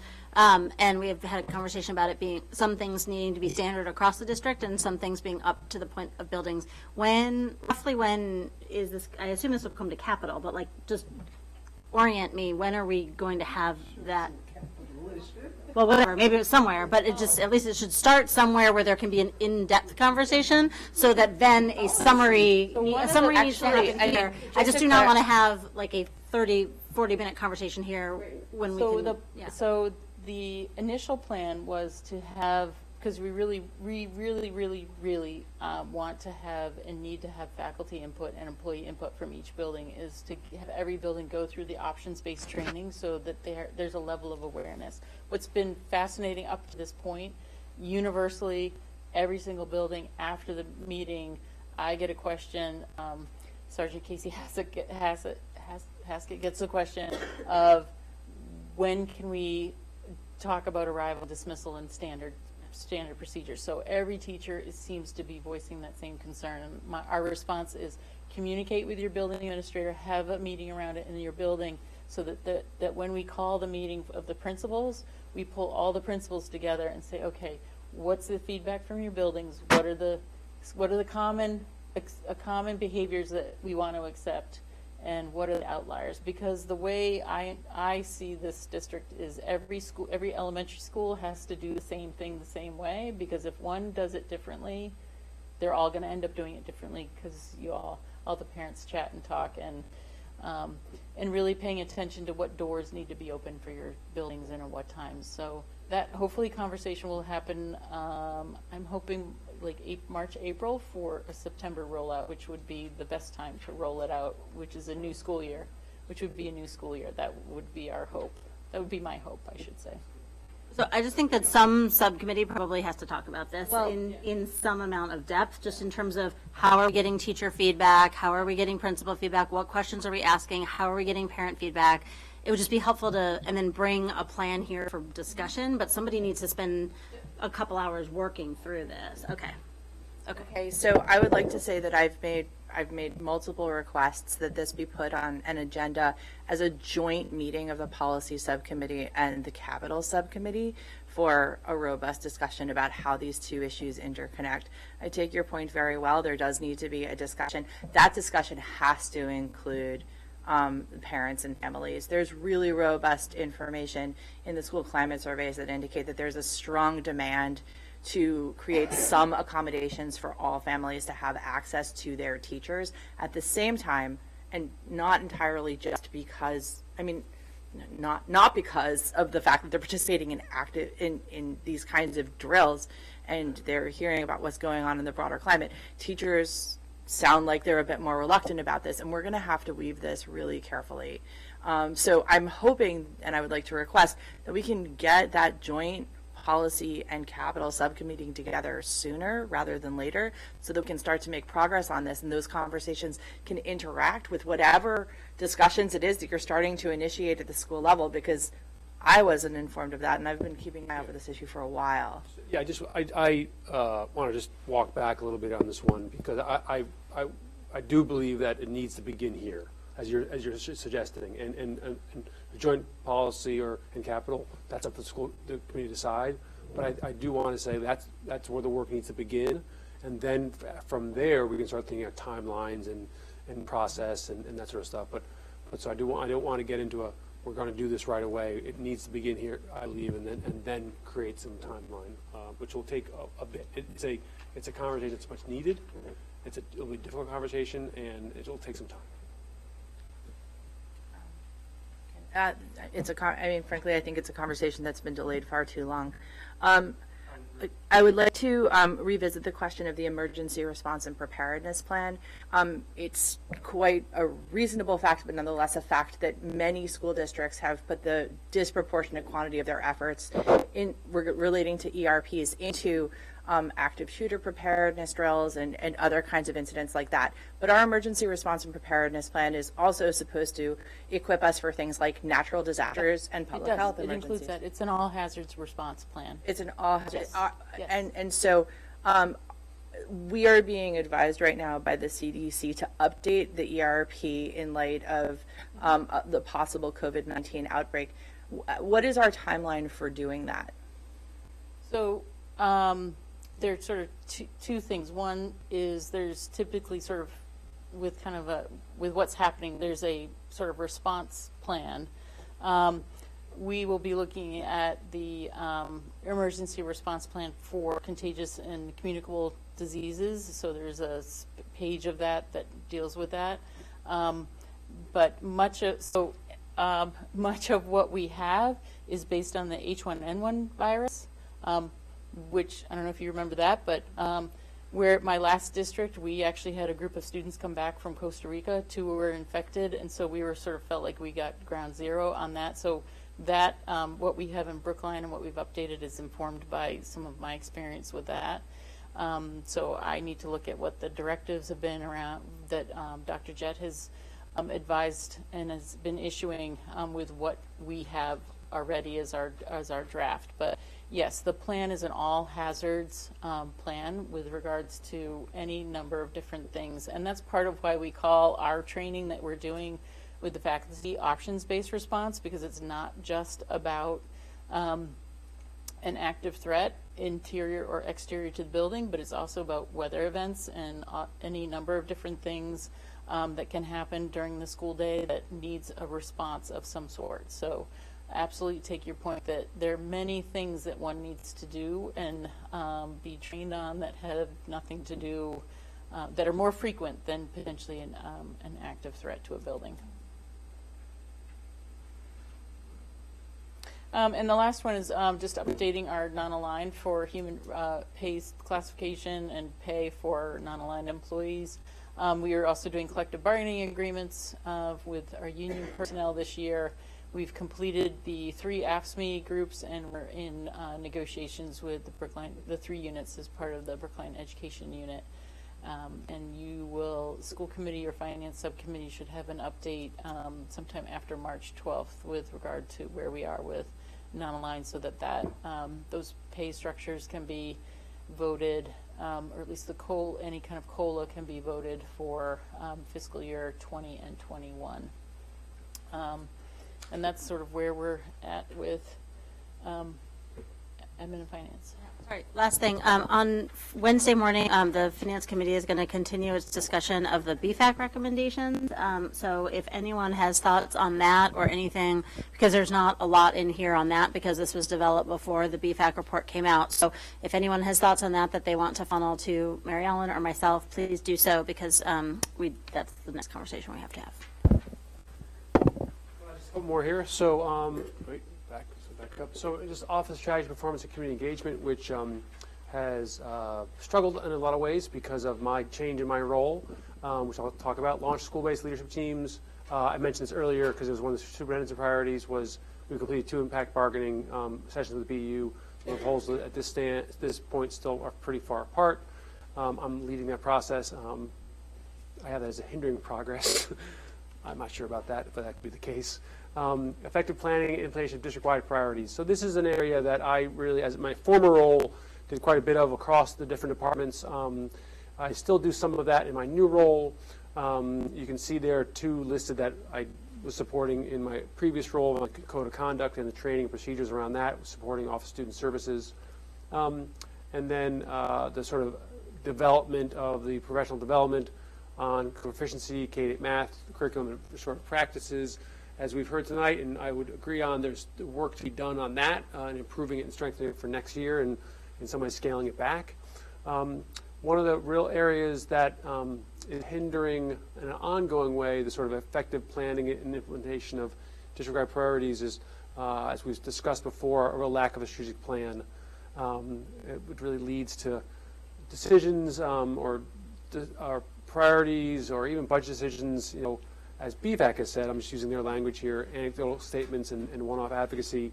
And so that's just a concern's been raised. I think something we experience, and strategic plan would really help us retain focus, maintain focus, and maintain sort of a limited areas that we want to work on over time, rather than what you see here, which is many things which are hard to make progress across the board on.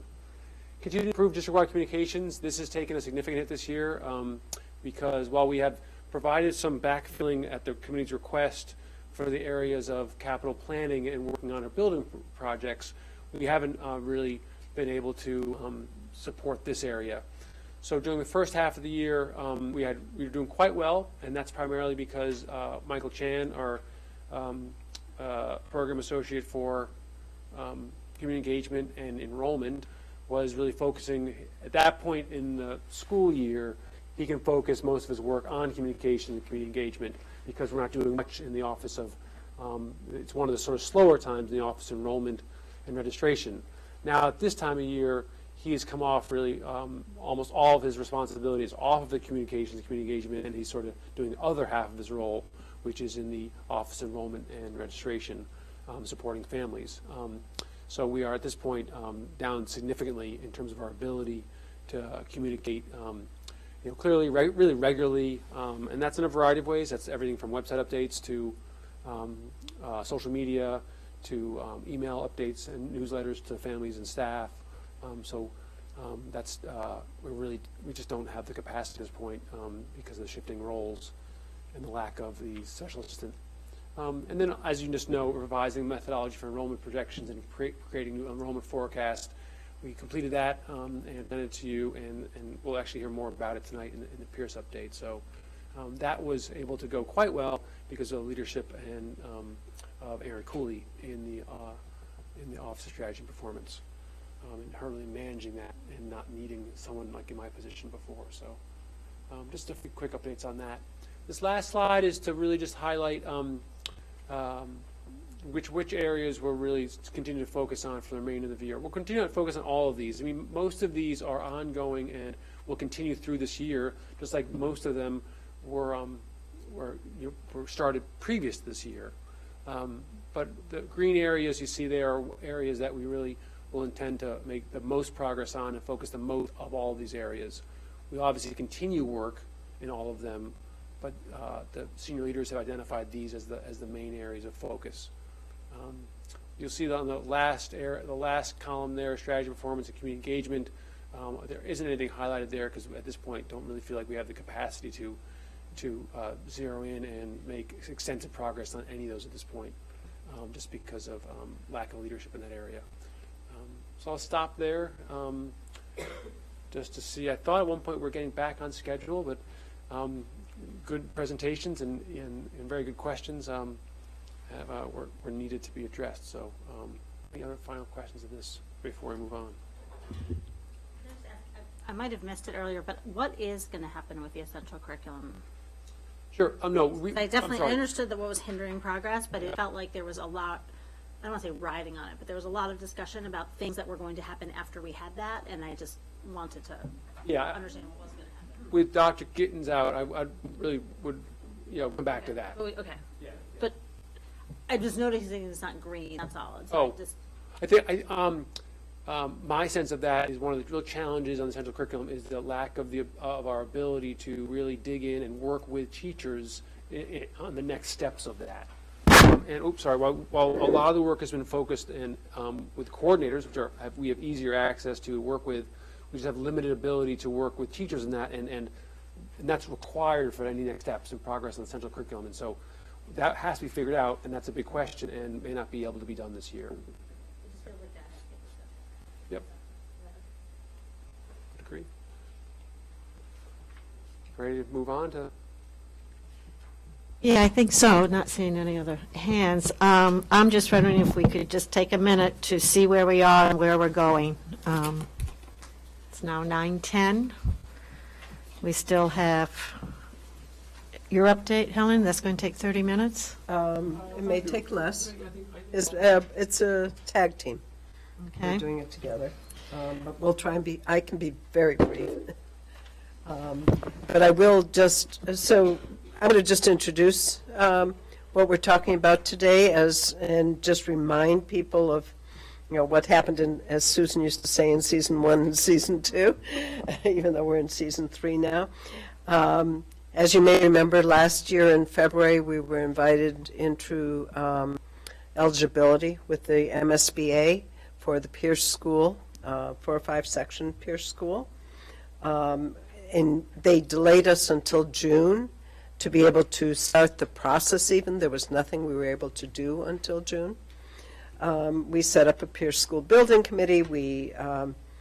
After June, and then we engaged with them in terms of enrollment reports. And part of what their process is that we have to come to an enrollment number that we agree upon to move forward then possibly to the full board to get approval for renovation, addition, whatever might be the case. To go into the feasibility study, which will determine what we would do.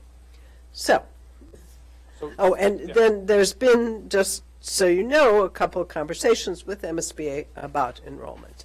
And that really has happened over the last 10 days, I believe, if I'm thinking about this correctly. Maybe a little bit more, but no, starting in December, really, when they first gave us our preliminary input, but some real concrete information and really news, and that's what we're here for today, to get you updated on those news. And so this is actually a significant update, and it will really determine if we can in some ways keep moving ahead. I want to give a little background and just sort of give some context, related to our recent enrollment forecasts and also now the MSBA projections. It really does appear at this point from the evidence, both in terms of our actual enrollment over the past few years and our recent forecasts, that there's very good news, and that is that our increases, our historic increases that have been happening for about 15 years are leveling off, and that perhaps we have weathered that storm, so to speak. We have increased by more than 40% in this is specifically our K-8s since 2000. Sorry, that should say 2005, 2006. That's a mistake there. Wrong dates. I thought that was a little off. I saw that earlier. I did not correct it. It's my fault. Our K-8 enrollment has remained steady at around 5,460 students over the past few years. And both the Cropper-McKibben forecast and now our MSBA projection both show a leveling off of the historic enrollment increases. That is making a difference and portending some changes, or really some definition of the Pierce project, which I'll get to in a moment. What that leads us to believe now, and really needs what we can really consider at this point, is whereas Brookline's focus since 2008 has really been in three areas: expansion, so expand in place, enlarge CCS, consider a ninth school, enlarge existing schools, also improving our substandard and overcrowded facilities, and modernizing our school facilities. So we've really been looking at those three areas. It seems at this point we can really focus on two of those instead of really zeroing on expansion, which we've been trying to work on for so long. We can really double down on improving our substandard and overcrowded facilities and modernizing our school facilities, and need to focus, and we'll be able to focus less on expand. That's a significant shift that we're looking at, and an important one for the committee to continue to consider with the information we have now. So that leads really to another shift in the three-school plan. And so as we've been talking about the three-school plan for the last couple of years, was really focused, as I said, on expansion, substandard facilities, and modernized facilities, was really Driscoll, Pierce, and ninth school. It's looking, and as we've said recently in the long-term plan, capital planning, was Baker is in the pipeline, but really sort of fourth in line. It now appears that the three-school plan can really focus more directly on Driscoll, Pierce, and then renovating and rebuilding Baker School. And in doing that, over the next 10 years or so, as we already are in progress on Driscoll and Pierce, dealing with those would really address the three schools with the most substandard facilities and that need the most significant upgrades. So it's really sort of moving Baker up in the timeline, possibly or presumably, but really still focusing on these three schools instead of really these three and a ninth school. So I want to come back to that impact on Pierce and the Pierce project and MSBA's work with us. As Mr. Charlepsky said, we're nearing completion of the eligibility period. It will end on March 30th at this point. So we can do a little more work with the MSBA. The MSBA has completed their enrollment projections. The next step for them is to give us an enrollment letter and offer to partner with us to build a 4-section school with 3 early education classes. That's a significant, in the enrollment projection process with MSBA, you're never quite sure what they're going to come out with in terms of what they think your capacity is. And what they look at, which is different than what we look at with Cropper-McKibben, is they look at a forecast across the whole district, see what the capacity is in the other schools, and then the difference, the marginal difference, the remainder, is what they consider is appropriate for that school that they're looking at, in this case Pierce. Whereas Cropper-McKibben looked at individual school forecasts, this is a forecast for the whole district, and then we help them understand what our capacity across all the other 7 schools are, and they take that balance to figure out what the enrollment should be. So they're looking at a 725, 750 K-8 students and 3 early education classes. I do want to be clear that the 4-section school, which is the size they're recommending to go forward with and will be in their enrollment letter, still has to go through the feasibility and schematic design phases, and Pierce would not become a 4-section school if this whole process is successful until the whole process is completed. So we're still looking at 6 plus or minus years from now. This is not an imminent change by any stretch of the imagination for Pierce. They will continue to be the size. But what we are seeing is, I'll go back to that in a moment, is that our forecasts do show that Pierce will continue to decline in enrollment, so that a 4-section school really would work. We anticipate that it would work for these reasons. Pierce K-8 capacity at a 4-section school would be approximately 800 students at 21 per classroom. That's pre-K-8. At K-8 right now, it's at 842 students. The Cropper-McKibben forecast declined to fewer than 800 K-8 students in Pierce in the next 5 years. That's before the new building would be or renovated or built. And then that decline continues into the 770, 750 range, which is appropriate for a 4-section school.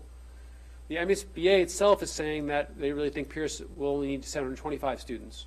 And the important piece here is, in the thinking, with Driscoll as a 4-section school, North Brookline continues to have the same number of sections available now as it does then, as it will. So you would have, instead of a 4, 2 5s, or right now we have 2 5s, Coolidge Corner and Pierce, a 4 and a 3 section, meaning Lawrence is a 4, Driscoll is a 3. At that point, we'd actually have 3 4-section schools: Lawrence, Driscoll, Pierce, and a 5-section. And then there are also adjustments can be made, and would be in school zones and perhaps district-wide programs as well, to make sure that this is the right size school for that district, and for that zone rather, in the area, and also for the district. We'll pause there because this is new news to folks, and it's. We thought that this was possible. Some folks have been advocating and believe it's the right way to go. I think it's the right way to go. I think it's good news on many, many levels. But I just want to pause there to clarify anything I've said or what we shared up at this point. Why don't you pick?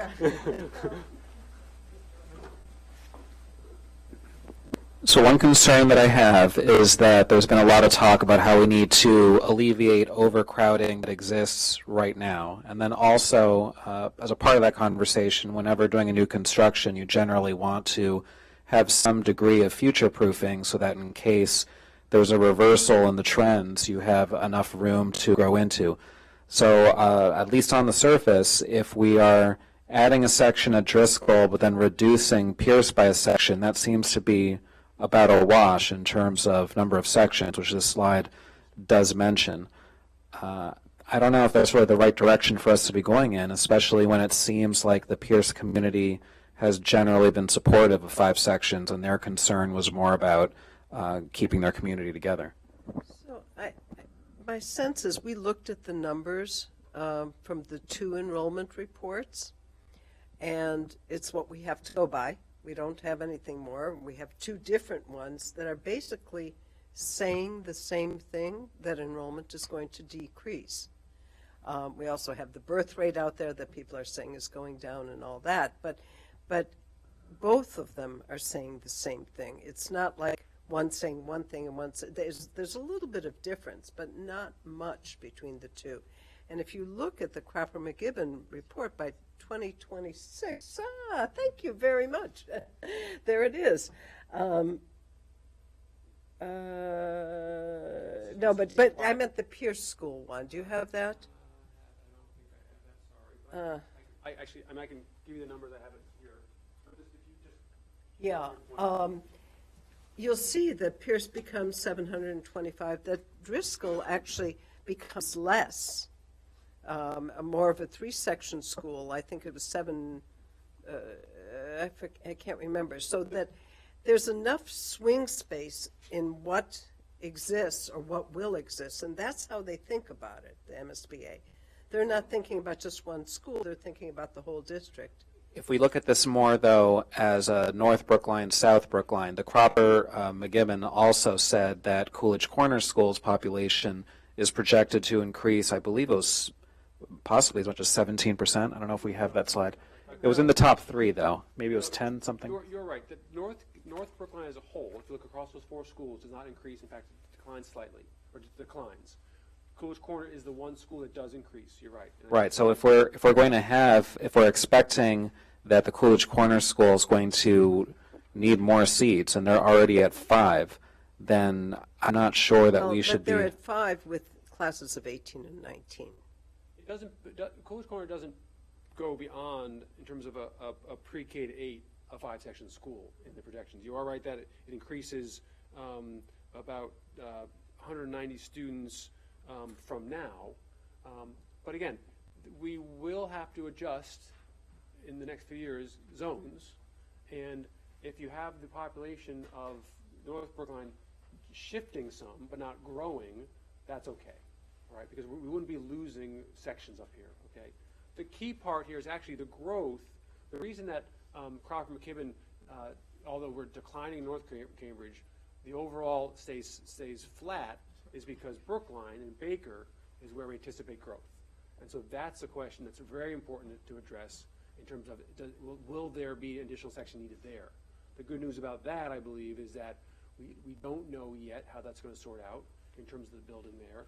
The fact that the timeline that Baker would be on allows those developments to sort out and help us get real concrete information from lived experience rather than just projections of what we'll need in South Brookline. So I do think that this helps South Brookline, but we do think in the data here at least that we anticipate that a 4-section school at Pierce can work and would work. And in the the feasibility phase will help us dig into this further. And right now, what we'll need to consider is whether we want to go forward with this enrollment letter. And 2 other things that you have to remember, or at least one other thing, with MSBA, we did push back on them. We had a couple conversations about this. It wasn't like we said, okay, you said that, that's fine. We pushed back on the numbers. We tried as much as we could. They plan, the way they estimate school population is 23 kids to a classroom. They accepted our 21 kids to a classroom. But they usually assume 23 kids to a classroom in terms of their enrollment projections. And at 23, we have more than enough room is what they're saying. We don't believe that, and at 21, that's and they accepted it. But even at 21, there wasn't the way to push them for more sections in the school. I live right in the heart of North Brookline, and I was surprised when I listened to the report last week, and the person who was speaking talked about, and the report showed that he was really only including buildings that had plans in place. Now, I have a 40B going up. 2 little 40Bs, so there'll be a total of 8 apartments. That doesn't worry me. But what worries me are some of these big ones that have not been started, but the town has them already on their list.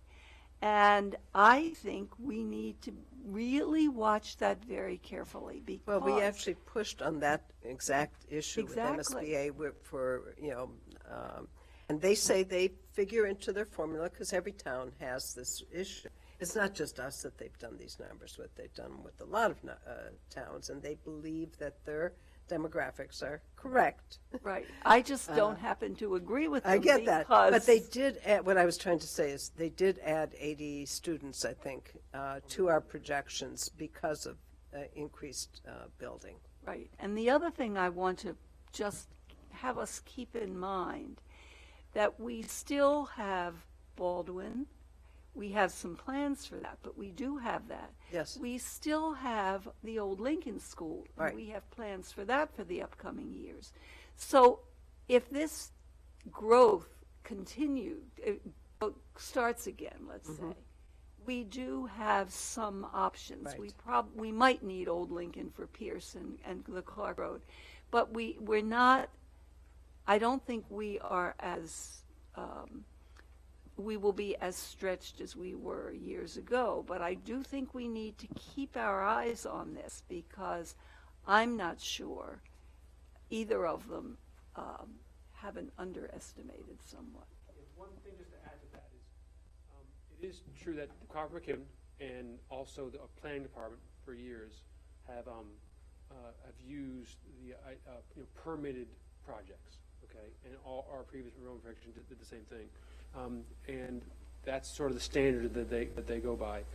The planning department also, and Carver McKibben agreed with this, is that, and we have literally decades of data showing this, that actually increase in housing units doesn't correlate as one might expect to necessarily an increase in student enrollment. And part of that, and Cropper's report really spells this out, is that while you may have some increase in students coming from new housing units, the demographic shifts at the same time often balance those out. And that's really what they're seeing in terms of the census numbers and fertility rates and sort of movement of in the coming years.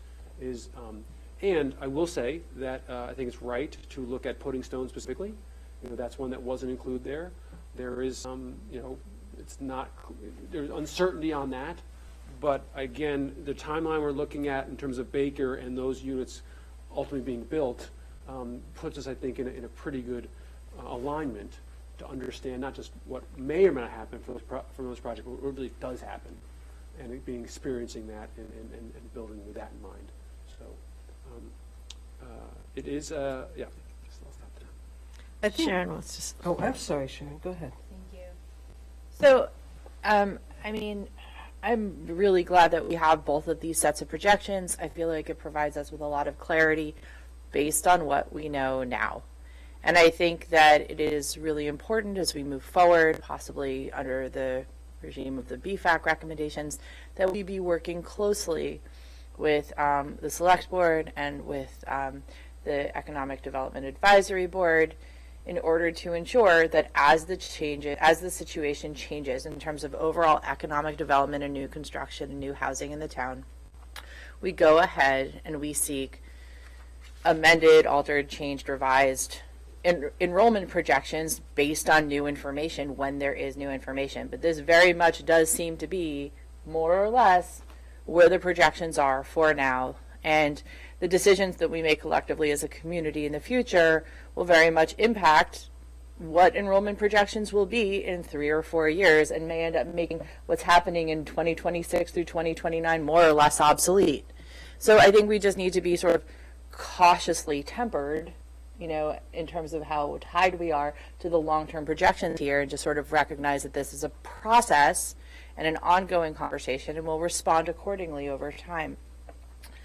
That being said, I'd like you to go back to the slide called Shift in 3-School Plan, because this is going to be a slide that will, I would guess, be the highlight of the evening. In not too long ago version of the school committee, we voted on a new school capacity plan that had a large number of elements. And this Shift in 3-School Plan looks very much like kind of like a return to the original B-Space recommendations, right? Driscoll, Pierce, and Baker, right? And a shift away from Driscoll, Pierce, and the 9th school. I just want to be very clear, and I want us all to be very much on the record. Is this shift something that was decided on at Capitol? Is this shift something that's being recommended by MSBA? Is this shift something that's being recommended by the interim superintendent? Or is this something that we need to vote on? What is this slide? And does it require an action point? Does it require a decision? At this point, it more is, that's a great question. It is more this can now be considered. Okay, this is not a decision that is made, but it's something for real significant thought, planning, work to be done on. So that was my intention in putting this together. Perhaps the language can change to make that clearer, but it's more like when I say can now be or may now be, in terms of just initial look at both what MSBA is telling us and what Cropper is telling us, and also our recent enrollment. I mean, literally, it being steady, and marginal changes in some schools, this is something to be considered. So, can I jump in and then you can have the final word? Sure. Okay. So, I am cautious about this slide. Okay. So I just, for the record, although some people disagree, I actually prefer a 4-section school over 5-section schools simply because I like smaller schools rather than larger schools. So that's my 2 cents on that. But I'm not sure we want to go to a Driscoll, Pierce, Baker. I think we kind of want to do a Driscoll, Pierce, and let's see what we need, and have that be our conversation, because we tend to get caught up in a particular plan, and then we kind of get tripped up in some of what comes down. And so I would just suggest that we be cautious about the slide in particular, and that knowing that we need to keep looking and readjusting our thinking on this, and as we go down the road, keep looking to see what it is we actually need and where we need it within Brookline. Very good feedback. I would, in light of both comments, I would, potential shift, could be considered. I think before this becomes, we put this out publicly, I think I'll clarify that, make it very clear this is to be considered. Michael? Yeah, I would just like to reiterate that. I mean, I think this feels a little conclusory in a way that sort of surprised me, and I think people will see it as conclusory, regardless of us trying to walk it back. And I would have liked a little more discussion about this before it was presented in this way. There's a lot of things that go into thinking about this. This may, who knows, maybe this is the way it should be. I don't know, but there are all kinds of discussions about whether Baker's the right place to think about, whether what do we do with our common spaces in our schools as they exist that are not big enough to accommodate the students that are in them at many of our schools. What does this mean for the substandard classroom situation at all of our schools, not just the 3 that we're talking about? And there's probably a ton of other things that need to be thought about before we sort of get too far ahead of ourselves into suggesting what a new answer might be. And by the way, we all should probably vote on it too.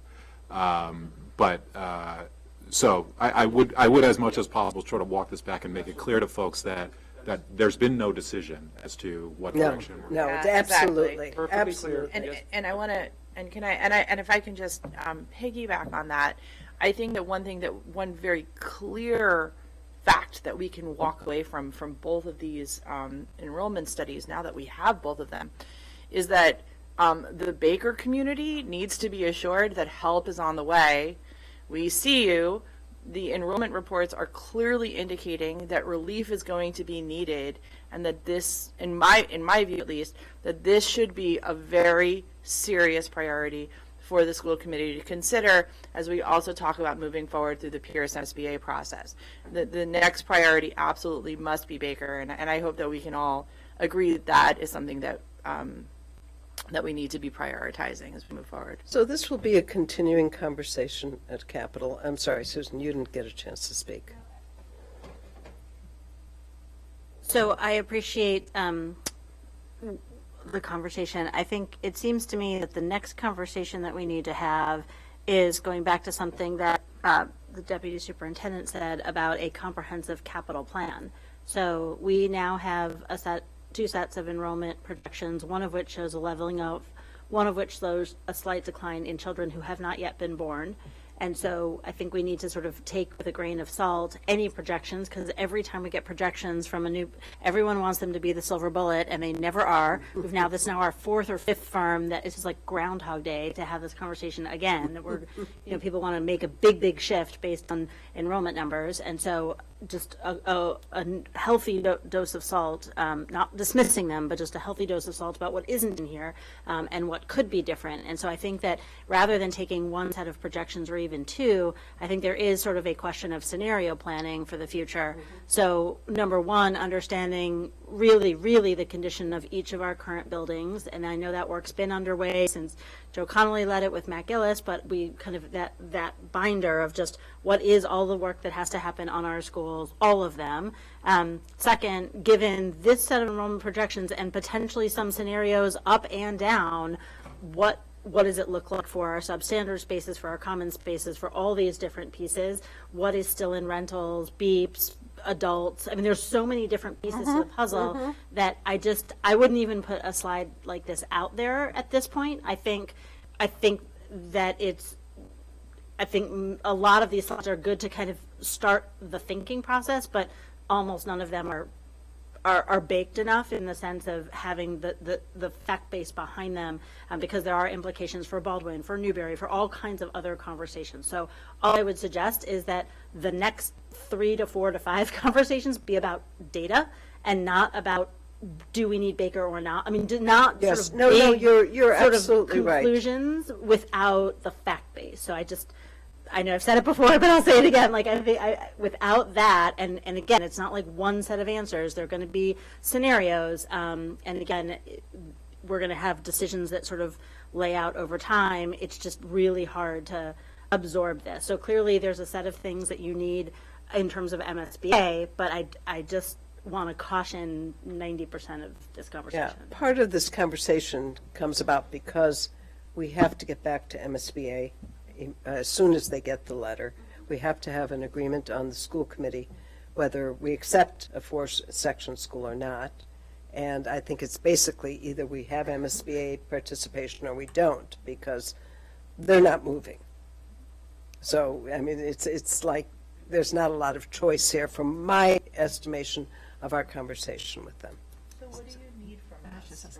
What do you need I tonight? think what we need tonight, first of all, was to inform in a public meeting what's been going on. Second of all, it's to get sort of a consensus to go ahead with them, because we are going to empower the school committee chair to sign the letter together with the Mel Kleckner, who will be discussing this with his board, and he needs to sign it, and I think you need to sign it. Yeah, I said school committee chair. So that's. So do we need a motion tonight? Is that what you? Yeah. Sure. So in terms of the sequencing of how all of this works, the letter gets signed. They first sent us the letter. They send us the letter. Yeah, The they letter sent gets us signed. preliminary. It goes to the April board, and they consider moving us on to the feasibility phase. Exactly. Nothing happens on the project between our signing of the letter and that vote, right? Our signing of the letter makes us eligible for them to have that vote. Yeah, because if we Without don't that, sign we it. stop. So we just, between the signing of the letter and the vote, we're waiting to hear back. Yes. Okay. Yeah, because April 15th, we would be on their agenda for approval. I also want to say one other thing, which is I think that for Pierce in particular, there are a fair number of questions that we have for MSBA. So for example, there's been a lot of community interest because of the location of this site. There's been a lot of community interest in putting town offices there or BEEP there or all kinds of other town-wide things, which MSBA does not reimburse for. Sometimes No, they're they reimburse for BEEP. So they don't reimburse for town-wide offices, though, town-wide space. So I think there are just some questions there in terms of and sometimes when they don't reimburse, they say, not only are we not going to reimburse this, but you can't do it either, right? Like, you can't actually do that as part of this project. So I think we just also need some information, and what I'm hoping is that that's what would come out of the feasibility phase, is like, let's actually take into account all the data that we've just talked about, that we've got most of, but it's just not pulled together, and sort of think about which of those problems it makes sense for this project to solve or not. So it does feel to me like the feasibility phase is going to give them information, but give us information as well about some of these other pieces of the puzzle. So What's really important for everyone to understand is that we actually can't even begin to ask or get answers to those questions unless we get into feasibility. And that's the crucial step. So we think we need a vote on the signing of the letter. I think it would be a good idea that people are in favor of doing that, because I think, otherwise the school committee chair is put out there without necessarily a vote. All right. Well, I will move that when the letter arrives, that the school committee chair be authorized to sign the letter, the MSBA letter, presumably for a 4-section school. I'll second it. Okay. Other discussion? I intend to support the motion. I would just like to say that I think we'll probably have to do some very clear communication with the peers community. I was going to say the same thing.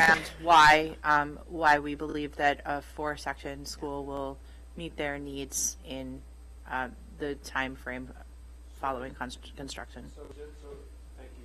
And we're always just in anticipation of this being a public meeting, Leslie Rhino and I have been talking about that, and she is rightfully wants to inform the peer staff immediately.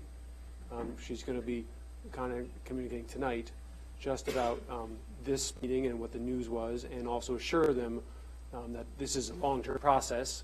This is not making any changes in any definite way, in any, and there's a long term on it, because just wants to make sure folks understand that, and that more communication, more work will happen. So we've already been talking about that, and so she expects to reach out tonight in order to have a first step of that communication, because And that's just to staff or also to parents? staff at this point. We should probably prepare something for Yeah, parents. we can do that tomorrow as well. Just wanted to make this first step tonight. So yes, agreed that. And also another piece is, we met earlier just to give a few folks, members of the advisory committee, a heads up as well, just because of the timing on this. Having a conversation last week with MSBA, knowing you were going to have a conversation tonight, sat down with Carla Benka, Cliff Brown, and Michael Sandman, so they're informed, and then we'll present at the select board on Tuesday. And Ben Franco was in on the conversation with MSBA. Yeah. Michael. We'll present on the select board on Tuesday. And I'm thinking this all the way through in terms of all of the community communication and everything else that goes with that. Should there be a slight delay in the vote till next week, or can we afford to do that in terms of getting it back promptly? Just because I think this is I'll tell information you what that- I worry about. It's going to take them time to get us the letter, so yes, maybe there could be, but we're not meeting for 2 weeks. That's correct, yeah, no, you're right. And I just don't want to miss the April meeting, because we already were supposed to be in there for February, so we're 2 months. We were scheduled for April. We were hoping for February. Okay, well, I was planning on February. We were It hoping didn't for February. happen. April keeps us on track and on time, on schedule. Right, so I mean, we could wait to do it, but they need 2 weeks. Wait a minute, so help me, Ben. The MSBA needs 2 weeks to get it to their members. So we'll tell them tomorrow that That they should go ahead with prepare the produce letter. Okay, They said and that then we next can vote it week's- when we get it. Okay. You could Yes, potentially on the 19th. Yes, you're right. On the 19th, vote it. Yeah. We can vote it at the workshop, no? Or you don't want to take? What's happening at workshops? Yes. We could put it now. Yeah, I mean, we could. We could just vote it now. I mean, I think, I understand what Michael's saying, that he wants to give people time to sort of absorb it, just like, Perhaps you know. we'll get some feedback one way or the other. Yeah. Sounds good. Could influence I our can vote. understand that, and in the meantime, we're asking them to prepare it anyways, Yes, yeah. and that will, They will watch us closely. They always do. yeah. Barbara? And they follow every single newspaper item, Twitter account, everything. Right, yeah. Oh, and I'm anxious to sign it too, but I don't want to overstep the community's role in sort of We need being able to to- also see what the reaction of the Pierce community is, because is that not now a 5-section school? And that means that there are only going to be 4 classrooms, 5 teachers in each grade. So it does cause some But disruption. over time, remember, we. Well, over time, but how much time are we talking about? 5 years? At the absolute shortest, and it's more like a 6. Yeah, but that we need to point out. And part of the thing that we've talked about already was to try and have a kindergarten of 4 sections there. That's been our goal last year and certainly for this year. And we had pushback on that, though, when we were at the listening meeting. I don't know if it was last year or the year before, but that, You're not getting pushback on making here smaller, okay?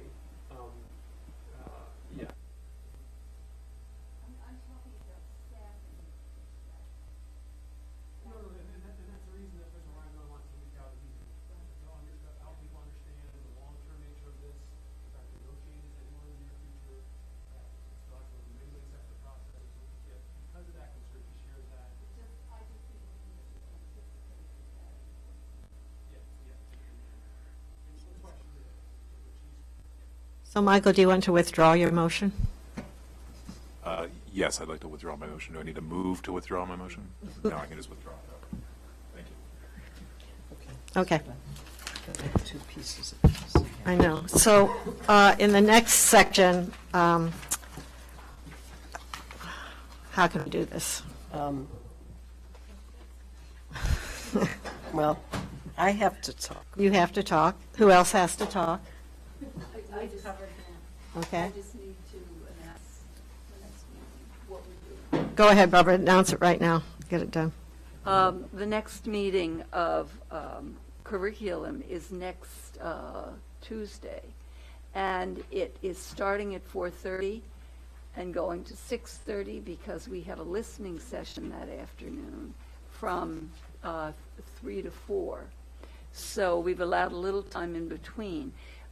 It will be a meeting that will talk about the time constraints for the various subjects, or the time allotments for the various subjects, but it'll be a conference with the curriculum coordinators and the principals there. So it will be in one of the downstairs rooms, I believe, because that's a larger group, and it will really be a conversation with them about what they think about that, or what they think about the time allocations. Thank you. Thank you. Do you have to do government relations tonight? Okay. Policy, are you speaking tonight? You've skipped over me. I'm coming back to you. I'm trying to, are you doing superintendent search? Brief update. So Right, the right, process continues. The Superintendent Search Public Advisory Committee is meeting again on Monday in executive session for further discussion. Thank you. Helen, it's all yours. Thank you. Thank you. So I have two votes that I need to ask you guys for today. The first one has to do with the vote to appoint community members to the Driscoll Playground Design Review Committee. You may remember that we've decided to mimic the Parks and Rec design review committees for parks, and so we would like to, and what we need to do is appoint 3 members to the Driscoll Playground Design Review Committee. I'd like to first of all say there were 9 very well qualified applicants who applied for to be the representatives, and so it was a hard choice to make. But the subcommittee discussed this on February 11th and voted unanimously to recommend the following appointees: Sam Ditzian, Victor Kuzman, and Derek Hatchett. The subcommittee also recommended that Lakia Rutherford be appointed as the METCO liaison to the Design Review Committee, and that a CPAC liaison be appointed, who I think will be Linda Monak, if I'm remembering correctly. And the second meeting of that committee will be on Monday. The first full meeting of the committee. That's right. That's right. Well, no, I understand that. No, but there was a meeting before this, organizational meeting. Is that a motion? I do want to make one point that, certainly all people are welcome to come to these design review committee meetings. They're at the school, in the library. There will be public input, and so, even though people weren't chosen to be the representatives on the committee, we certainly welcome them, and we'll make sure to get the letter out to everybody saying that. So, yes. I have a question. I don't see it here, but I thought when I looked at them today, there was a letter from Erin Galentine as well. She's organizing it. She's helping us. We're working together with her. So she's part of it. Nancy O'Connor. No, she is. She is. One of the purposes of having this in their format is that it really brings together our buildings and playgrounds together with the people who maintain them, who have to support them. So that I really, sometimes in the past there's been a bit of a disconnect between our building projects and some of the playground projects. And this way we really work together, as we should. Is this a motion? Yes. Is there a second? Thank you. Any other discussion? All in favor? Aye. Opposed? Abstentions? Unanimous. Thank you. Is someone going to email them? Yes, Rob was going to do that in the morning. He had, yeah. I can send a note to him. But we also need to email all the rest, he needs to email the rest of the group to let them know. Thank you. Yes, I will check that. The second piece is we have a design for the Florida Ruffin Ridley School signage that you have in the packet here. And in order for it to go to the planning board for approval, because all signs have to be approved by the planning board, we have to vote it because we are the ones that are proposing it. So it doesn't usually happen in a school project, it just comes along with the building, but we didn't put the signage up at the time because we didn't have a name. So I would like to propose that we accept, if everybody, well, let me put the motion out there, to accept the designs as proposed here, and then we can discuss. Is there a second? Any conversation? Discussion? So I love it. Something? Do you like it, Helen? So there's Actually, I do. There's multiple signs, Yeah, because 3 there's signs, different- yes. There's different entrances. So the back one is Stedman Street, where there's a space for it right now. The front one is the one on the left is the front door, main entrance, right above the main entrance where it used to say Devotion School right there. And the third one is on the field side, coming in from the field.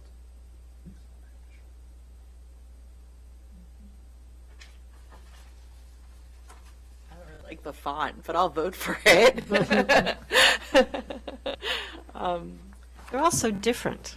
Actually, they're the same font. I was looking at They're that. Gotham medium. Yeah, they're Gotham. And I don't know what Pantone 345 is, but I'm not. Yeah, I don't mean the that's in fonts, the I color. mean just That's the, the color, probably. the spacing, the materials they're made out of. It's all- Well, actually, this is here. You know, all the things are there. It's just the fiction. It seems more important whether or Well, not this the planning school board will go community over likes this it. very carefully. I can assure Will you. this be shown to the school council? I hadn't thought about that. I think that this could possibly just go to the planning board, and if somebody from the school council wanted to come to. All right, this is your last chance, school council members. It's the former CCS. Go to the planning board and vote on your sign. Okay, I'm done. Ready for a Sorry vote? for being silly. Call the vote? Call the motion? All in favor? That's it, unanimous. Thank you. Okay, I have, something else? yeah, one other piece that Okay. I think I didn't mention last time at EDCO, the person who was in charge of finance has left as of a month ago. And there's some financial difficulties that we're working through right now. So I'll continue to keep you informed about it, but just wanted to raise that. New business? Seeing none, we're going to move into proposed executive session. Motion to meet an executive session pursuant to Massachusetts General Laws, Chapter 30A, Section 21A, for the following purposes. Purpose 2, to conduct strategy sessions in preparation for negotiations with non-union personnel, non-aligned personnel. Purpose 3, to discuss strategy with respect to collective bargaining with the Brookline Educators Union, BEU, Unit A, Unit B, and paraprofessionals. If an open meeting may have a detrimental effect on the bargaining or litigating position of the public body, and the chair so declares.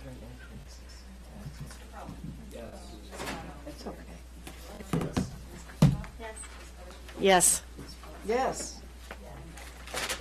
and we will not reconvene in open session. So, thank you all.